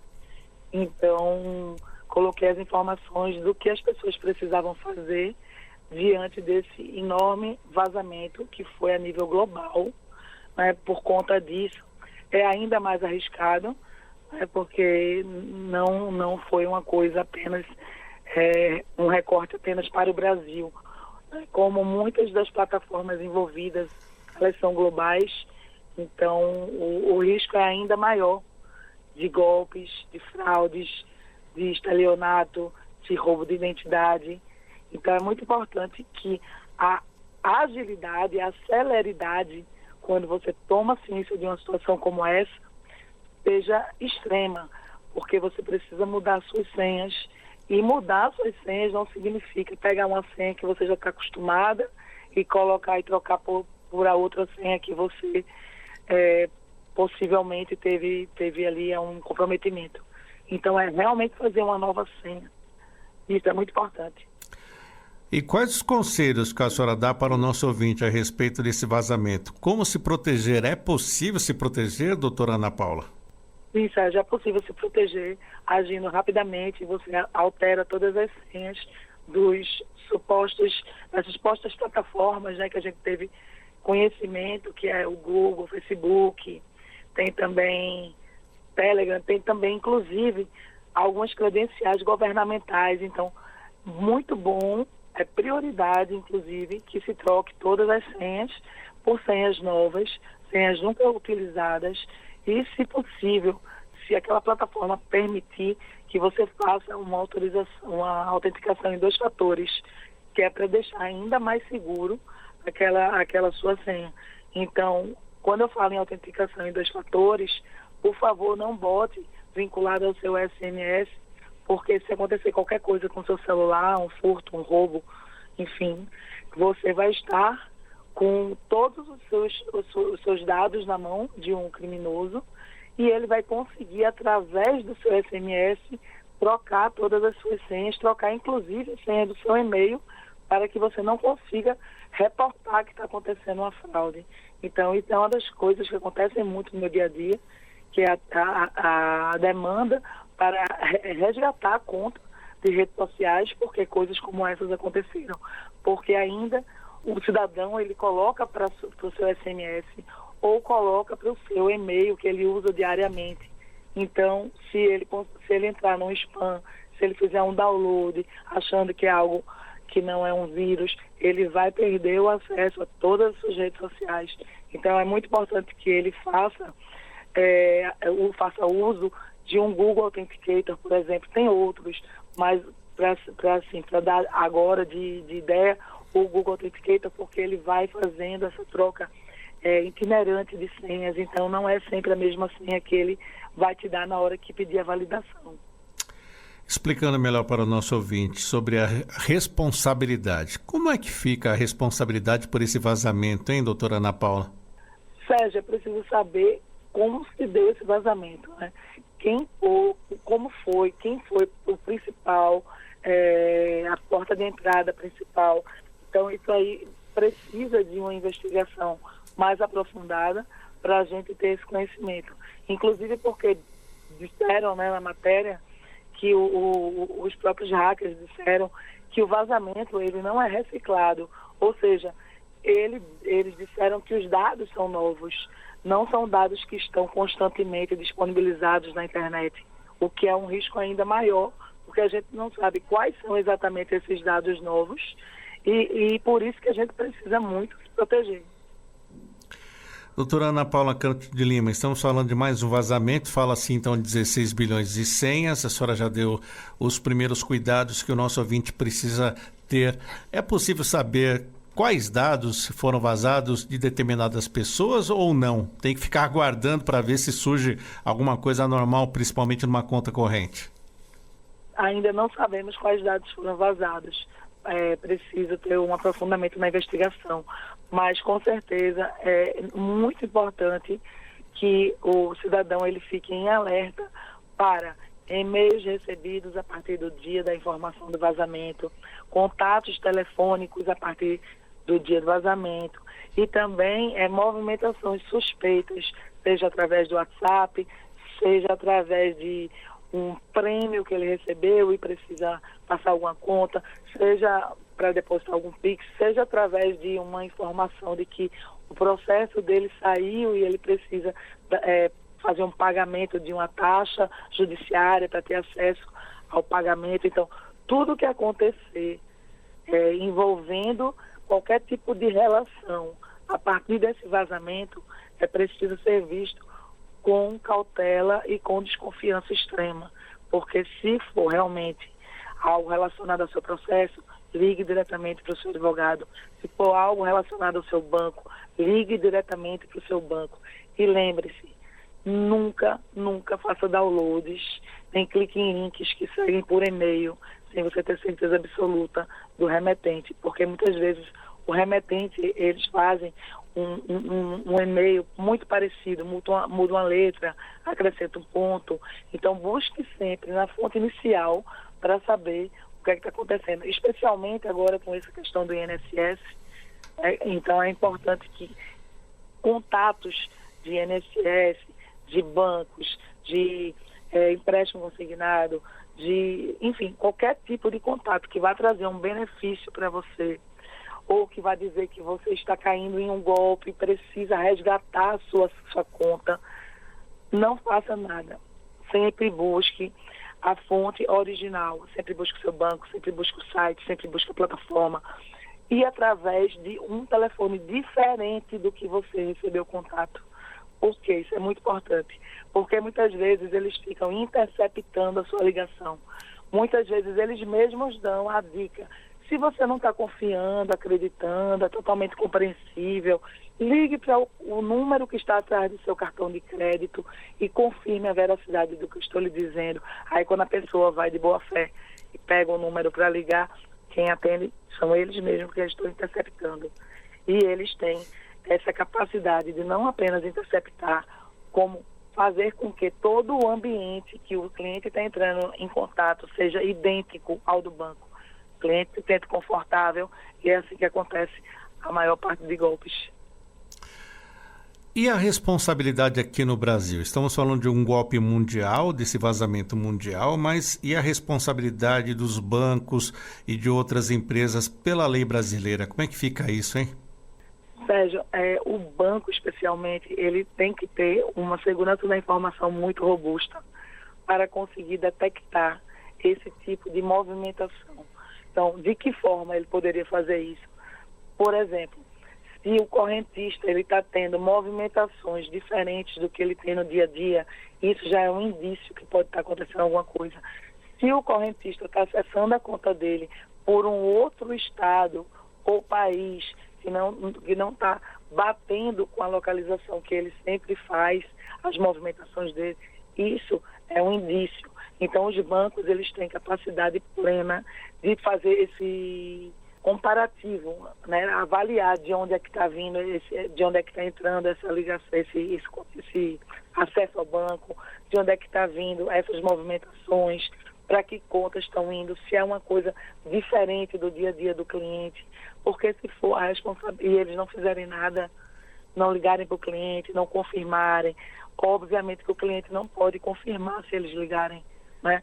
Mas se o banco não ligar para o cliente, não tiver nenhum duplo fator de segurança da informação, eles são responsabilizados objetivamente, conforme determina a legislação. Então, é importante que cada vez mais os bancos invistam em segurança da informação e estejam preparados para esse tipo de demanda, que a tendência, infelizmente, é ser cada vez mais crescente. E devemos estar todos preparados. Nós, como cidadãos, as empresas, né, do outro lado, como mitigadora dos riscos, para evitar, inclusive, responsabilização em caso de demanda judicial. E conversamos sobre isso com a advogada, professora, mestre especializada em proteção de dados, membro do Conselho Nacional da Proteção de Dados e da Privacidade, presidente da Comissão Nacional de Crimes Cibernéticos, da ABC-CRIM, a doutora Ana Paula Canto de Lima. Doutora Ana Paula, muito obrigado por nos atender. Muito obrigada mais uma vez, Sérgio. É sempre um prazer estar com vocês e seus ouvintes. 8 horas e 29 minutos, vamos fazer um intervalo no Revista Justiça, porque na volta tem o nosso quadro Direito do Trabalho. Vamos falar sobre o TST, que abriu sessão do plenário virtual para tratar de 56 temas para fixação de novas teses jurídicas de caráter vinculante. Vamos entender um pouco como é esse funcionamento e também algumas dessas decisões, algumas dessas teses, daqui a pouquinho, depois do intervalo. Não sai daí.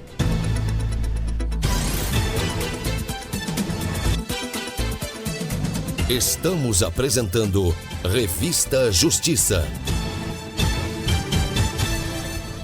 Rádio Justiça Brasília, 104,7 FM.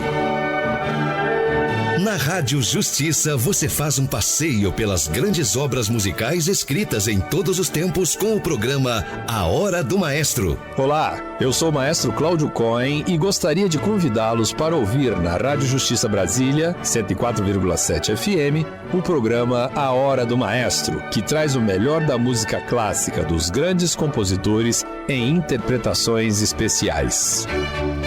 A Hora do Maestro, de segunda a sexta, a partir da 1 da tarde e reapresentação às 10 horas da noite, aos sábados e domingos às 6 horas da tarde.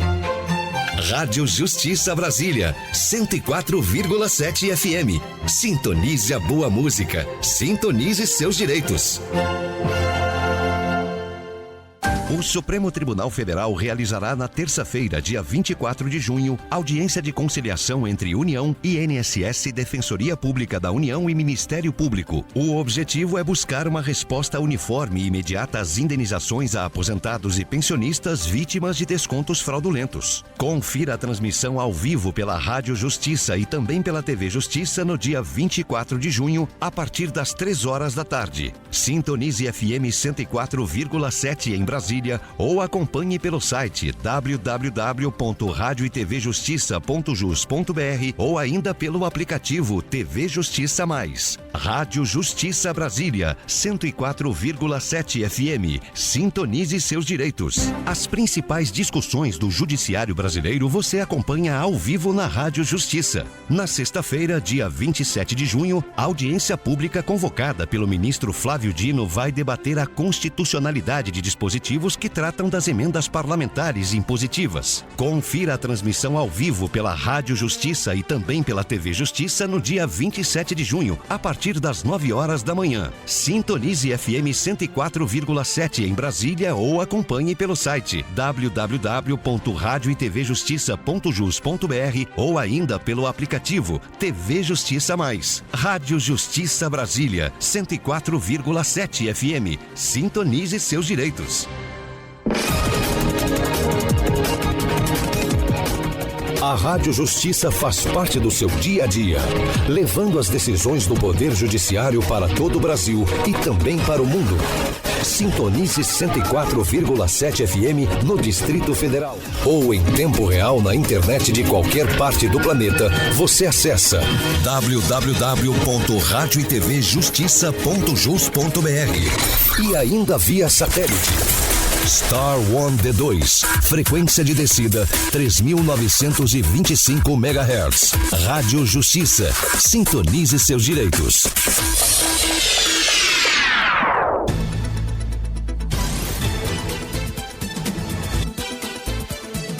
Voltamos a apresentar Revista Justiça. Estamos de volta a 8h33. A partir de agora, no Revista Justiça, Direito do Trabalho. O Pleno do Tribunal Superior do Trabalho deu início a uma sessão em plenário virtual que traz nada menos de 56 temas para a fixação de novas teses jurídicas de caráter vinculante. São matérias já pacificadas no âmbito do TST, ou seja, sem a divergência entre as turmas e a SDI 1, e que agora pode seguir o rito dos recursos repetitivos para consolidar jurisprudências que terão forte impacto na justiça trabalhista. Para entendermos melhor o alcance e os desdobramentos dessas possíveis teses vinculantes, quem está conosco agora é a doutora Jamile Borraceni, ela que é advogada, também especialista em Direito do Trabalho. Doutora Jamile, seja bem-vinda, bom dia. Bom dia, Sérgio. Obrigada mais uma vez pelo convite. É sempre enriquecedor, né, estar aqui. E vamos... E também está conosco o doutor Marco Figueira, ele que é procurador-geral adjunto da BDF em questões de direito do trabalho e representante das comissões da Associação dos Advogados Trabalhistas do Distrito Federal. Acertei aqui, né, doutor Marco Figueira? Seja bem-vindo. Obrigado, Sérgio. Obrigado, doutora Jamila. Bom dia. E acertou sim, é isso mesmo. Doutor Marco, vamos explicar inicialmente para o nosso ouvinte. Estamos diante dessa situação e eu gostaria que o senhor explicasse, né, o que são esses repetitivos. Faça uma introdução desse tema e desta importante decisão do TST de fazer essa análise desses temas para a fixação dessas novas teses. Então, Sérgio, explicando um pouco, o TST ele já tem esse papel de unificar a jurisprudência.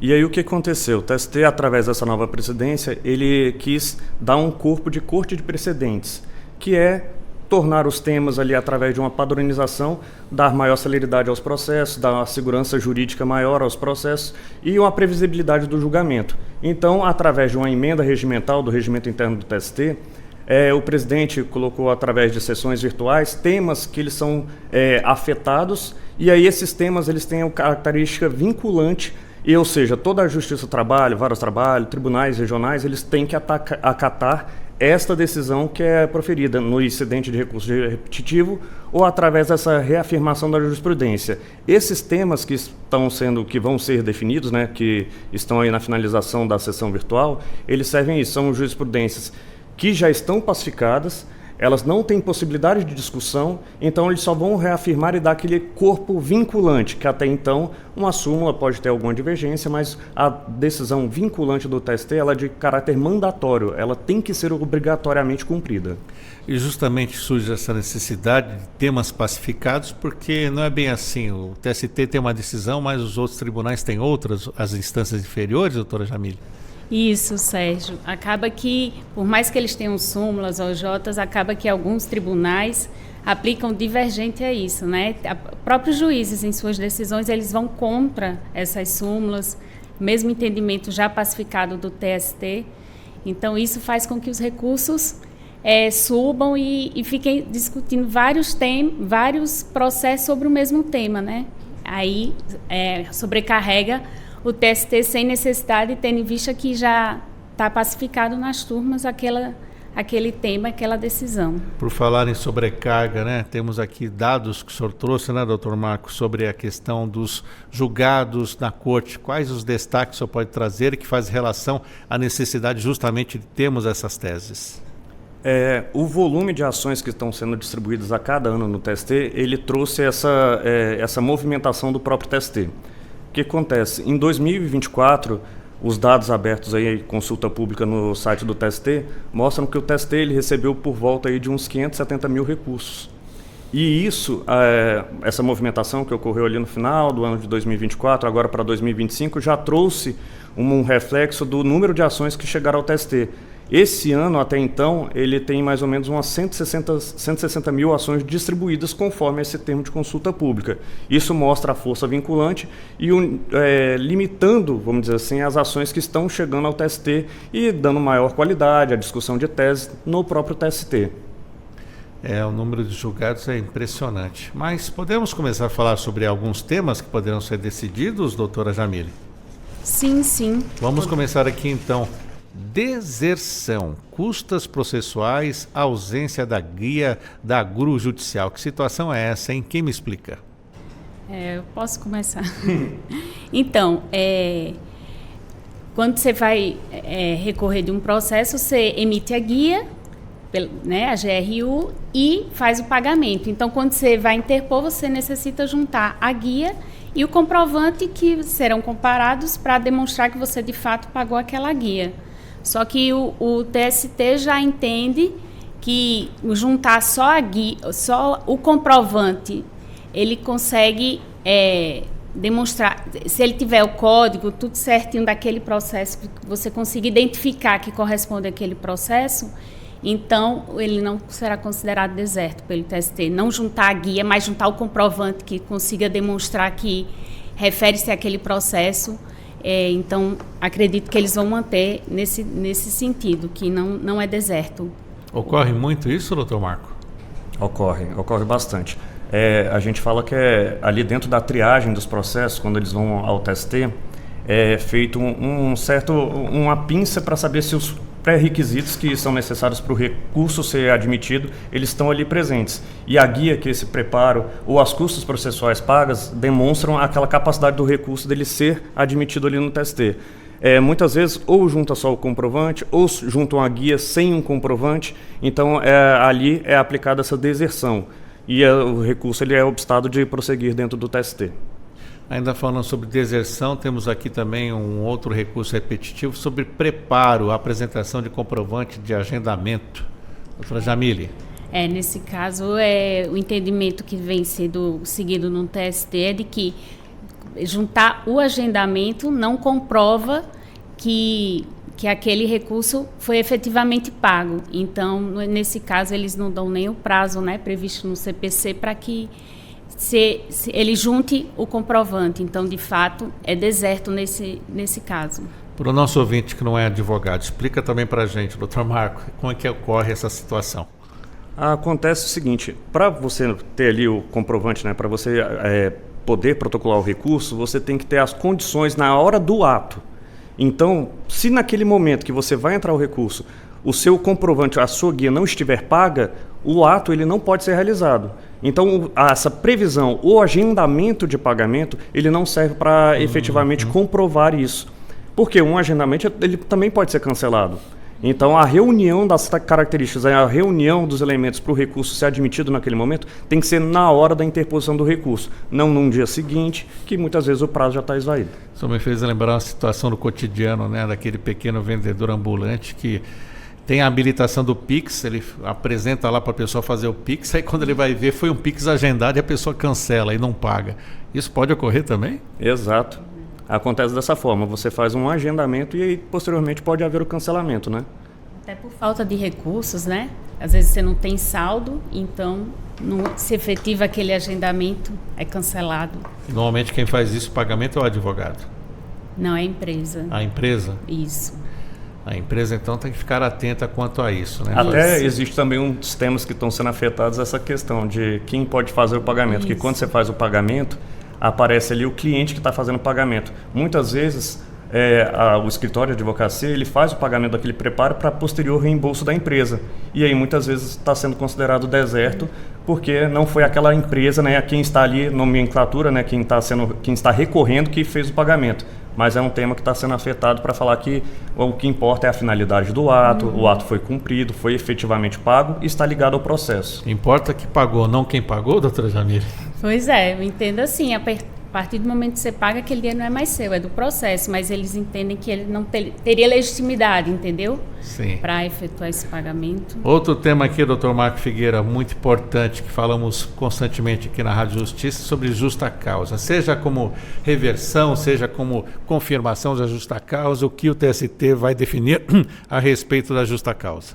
Então, a justa causa sempre é uma dor de cabeça aí para o empregador. Muitas vezes a Justiça do Trabalho ela entende que para você não pode aplicar uma justa causa de forma direta. Um ato faltoso já implica a justa causa. Você tem que obedecer uma gradação de penalidades. O que é isso? É começar com advertência, depois ir para uma suspensão. Só que aqui a gente vai definir, né, a pacificação da jurisprudência que Quando há uma conduta muito grave, ali é capaz de interromper a confiança ali na relação de trabalho, você pode sim aplicar a justa causa sem ter essa comprovação da gradação das penalidades. Como é que está no dia a dia, na prática isso, doutora Jamile, essa aplicação da justa causa? Temos muitos entraves, até jurídicos? Sim, bastante. A justa causa ela é bem difícil de ser mantida, principalmente aqui no TRT-10, né? Eu até um dia estava assistindo uma sessão e eu vi um caso de um funcionário de uma empresa que ele constantemente ele preparava comida e constantemente ele levava produtos para casa. E a empresa, em tese, aparentemente teve conhecimento e juntou provas para demiti-lo por justa causa. E o tribunal e o juiz reformou, entendendo que a empresa tinha um certo conhecimento de que ele fazia aquilo e foi muito... Não, deveria ter dado uma suspensão, deveria ter advertido ele antes de ter aplicado a justa causa. Então, assim, mas você, né, pensando pelo lado empresarial, como é que você mantém uma pessoa que, de fato, está furtando você diariamente, entendeu? Mas, mesmo assim, o tribunal reformou e reverteu a justa causa aplicada a ele. Então, assim, é bem polêmica a justa causa. Nesse caso da justa causa que o TST agora está analisando, o que poderemos ter? São definições e situações em que a justa causa já pode ser feita de uma vez só? Sim, seria exatamente isso, porque você não precisa. Quando a conduta é grave, extremamente grave, você pode aplicar a justa causa direto.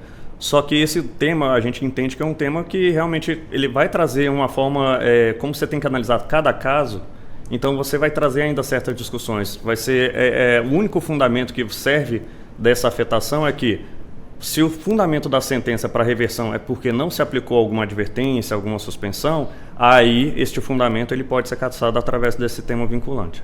Doutora Jamile, algum complemento ainda? Acho que é isso mesmo, basicamente. Então vamos lá, doutora Jamile. E a gestante? Temos aqui garantia de emprego no curso de contrato de experiência, o cabimento. Conta um pouco para a gente sobre esse recurso repetitivo. Isso aí em tese, né, no TST já está bem pacificado, que se você é contratado, né, aquele contrato de experiência que pode ser até 90 dias, então se você acaba o seu contrato, você no curso desse contrato de experiência engravida, então você terá estabilidade. Você não tem como ser... Você pode até ser demitido, mas você teria que ser indenizado dessa estabilidade, por essa estabilidade. Mas já está bem pacificado, apesar de que tem juiz em alguns casos que ponderam que não caberia essa estabilidade, mas o TST já está bem pacificado nesse sentido. Doutor Marco Figueira, por favor, fale também sobre este caso. Afinal, essa gestante, né? Ela tem um contrato...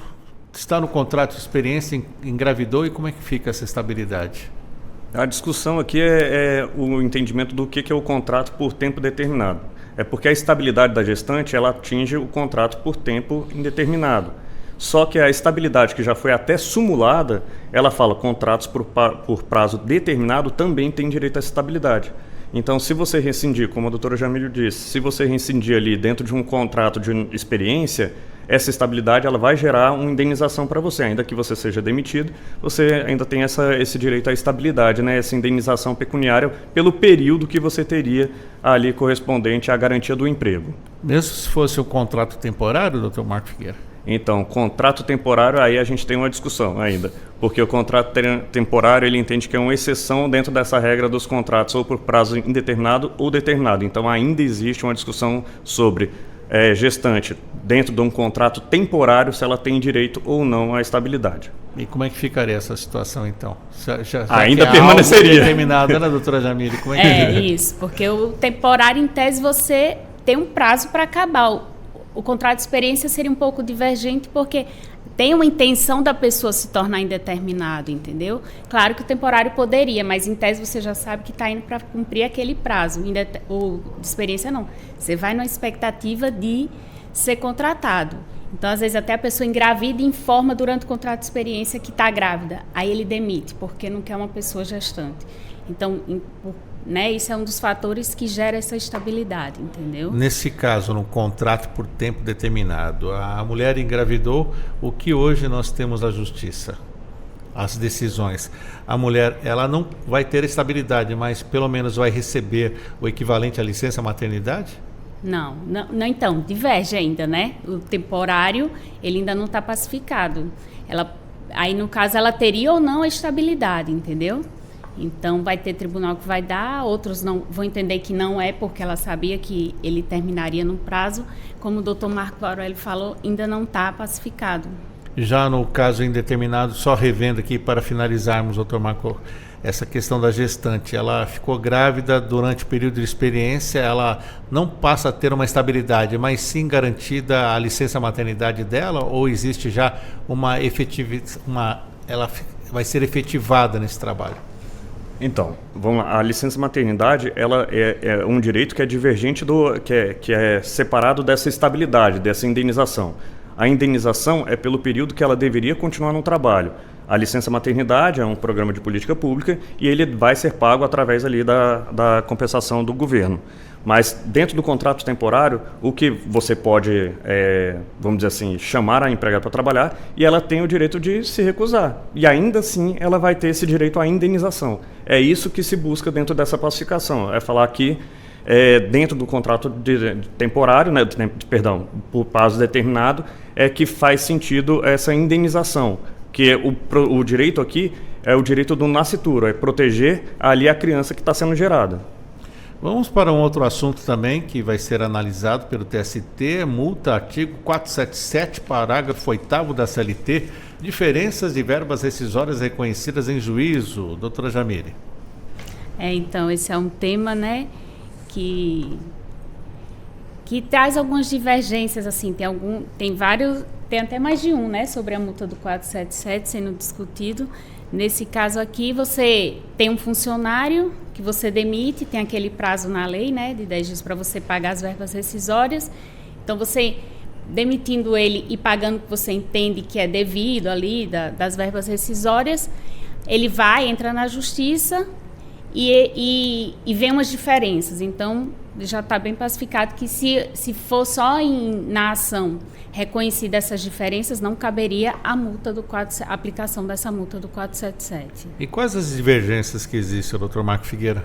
Tem muitos temas que estão sendo afetados relacionados ao 477, porque tem a questão do prazo, tudo que é pago ali fora dos 10 dias, então a diferença que é reconhecida em juízo. Aí, às vezes, você é demitido, tem uma reversão dessa demissão. Aí a multa do 477, ela seria devida ou não, já que eu consegui essa reversão na Justiça do Trabalho, né, através de um processo. Então a pacificação vem no sentido de que se eu conseguir uma reversão de uma justa causa na Justiça do Trabalho, é devido a essa multa do 477. Agora, nesse tema aqui, como não envolve o prazo, eu paguei ali dentro daqueles 10 dias, que é o que o artigo diz. Mas aí, em juízo, eu consegui diferenças das verbas. E aí a pacificação é falando assim, olha, a lei fala sobre um prazo de pagamento. Então, sendo que foi reconhecido ali só questões de diferenças, ela não seria devida. E ainda vou um pouco além, ainda tem uma questão de que quando o empregador não dá vamos dizer assim, não dá aso a esse atraso, tem as questões também que estão sendo afetadas sobre o prazo de diferença de homologação. Porque antigamente até você tinha que homologar todas as rescisões de contrato de trabalho. Hoje em dia você não precisa homologar todos, tem algumas exceções que você precisa. Então aí dentro desse prazo, se você fizer o pagamento ali dentro daquele prazo, mas a homologação, seja por agendamento no sindicato, outros problemas que puderem ter ali, às vezes até o próprio empregado não vai na homologação, enfim, e isso não ensejaria essa multa do 477. Qual é o prazo então para o pagamento dessas diferenças, doutora Jamile? O que temos hoje, então, a respeito dele ainda, que é importante esclarecer para o nosso ouvinte? Para pagar em juízo? Não. Quando a rescisão do contrato de trabalho, você tem 10 dias para pagar essas verbas, entendeu? 10 dias. Isso, são 10 dias. Outro item aqui também nesta pauta, varrição de ruas, doutor Marcos. Explica para a gente, contato com lixo urbano, adicional de insalubridade. Por que o TST está tendo que fazer essa verificação, esse julgamento, essa análise? Então, envolve a discussão sobre o grau. A insalubridade nem exatamente é o definidor aqui, vamos dizer assim. O direito ao adicional de insalubridade, ele é definido já, porque ele está dentro lá das características da NR 15. Agora, o grau que é a divergência que é acompanhada pela Justiça do Trabalho. O intuito desse tema é pacificar que a varrição de rua ela está dentro do grau máximo do adicional de insalubridade. E o que ocorre hoje? Porque é aplicado já para o pessoal dos garis, né? O pessoal que cata o lixo já é aplicado nesse grau, e havia uma discussão com relação ao pessoal que varre as ruas, né? Mas já está bem pacificado no TST que se mantém esse grau máximo. Eles pegam pelo contato com lixo urbano, então não importa aquela atividade, o contato com lixo urbano ele gera esse adicional de insalubridade, e esse adicional é classificado ali dentro do grau máximo. Vamos falar de outro tema que o TST tem para também ter essa normatização: responsabilidade subsidiária, contrato de franquia, responsabilidade subsidiária de franqueadora, inexistência. Quem começa?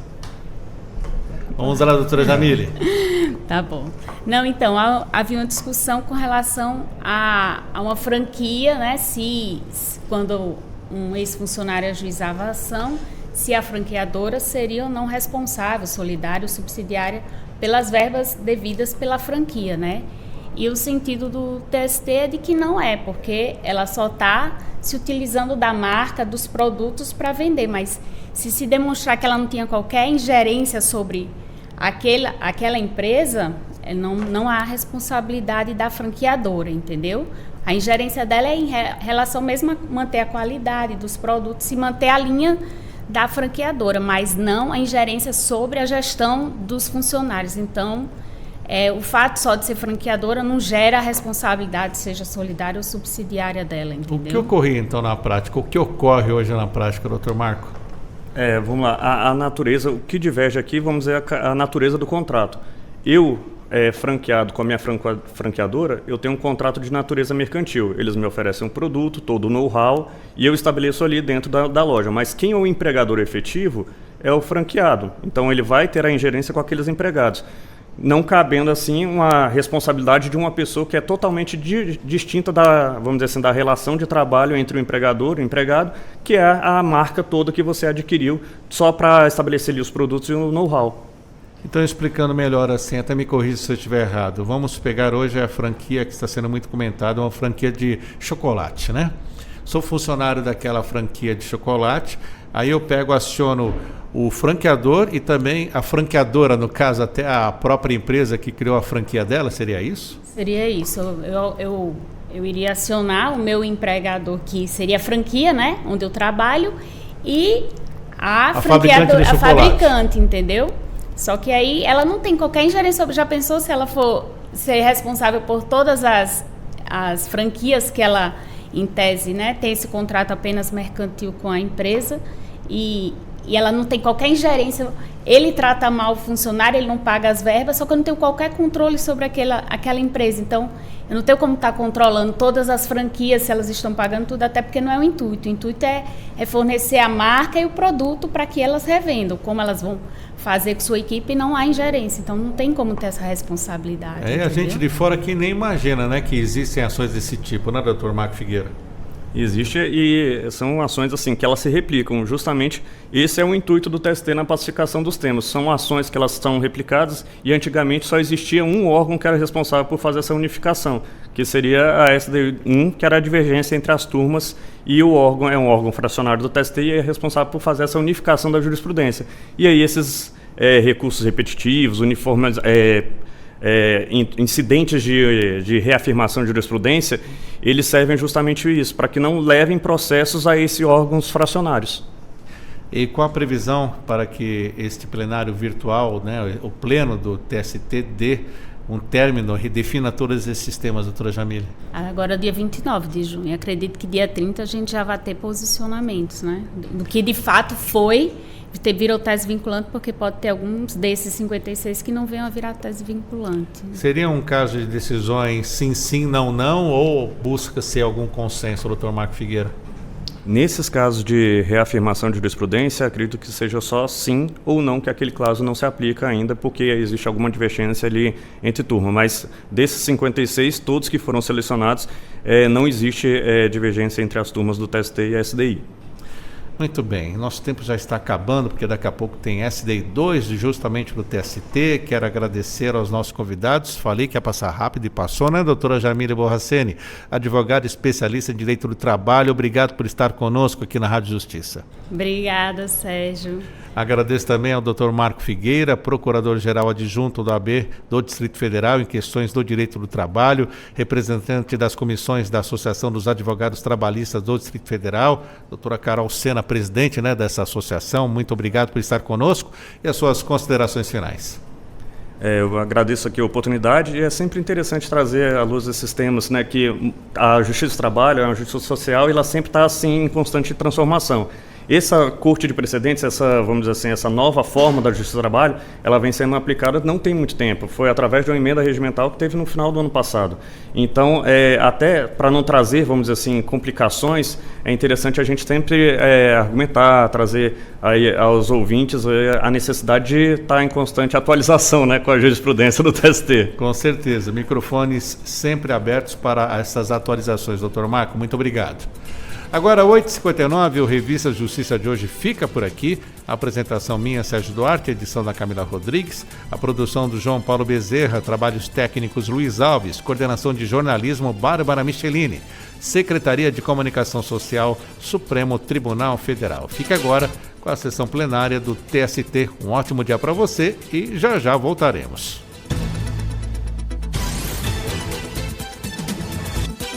A Rádio Justiça apresentou Revista Justiça.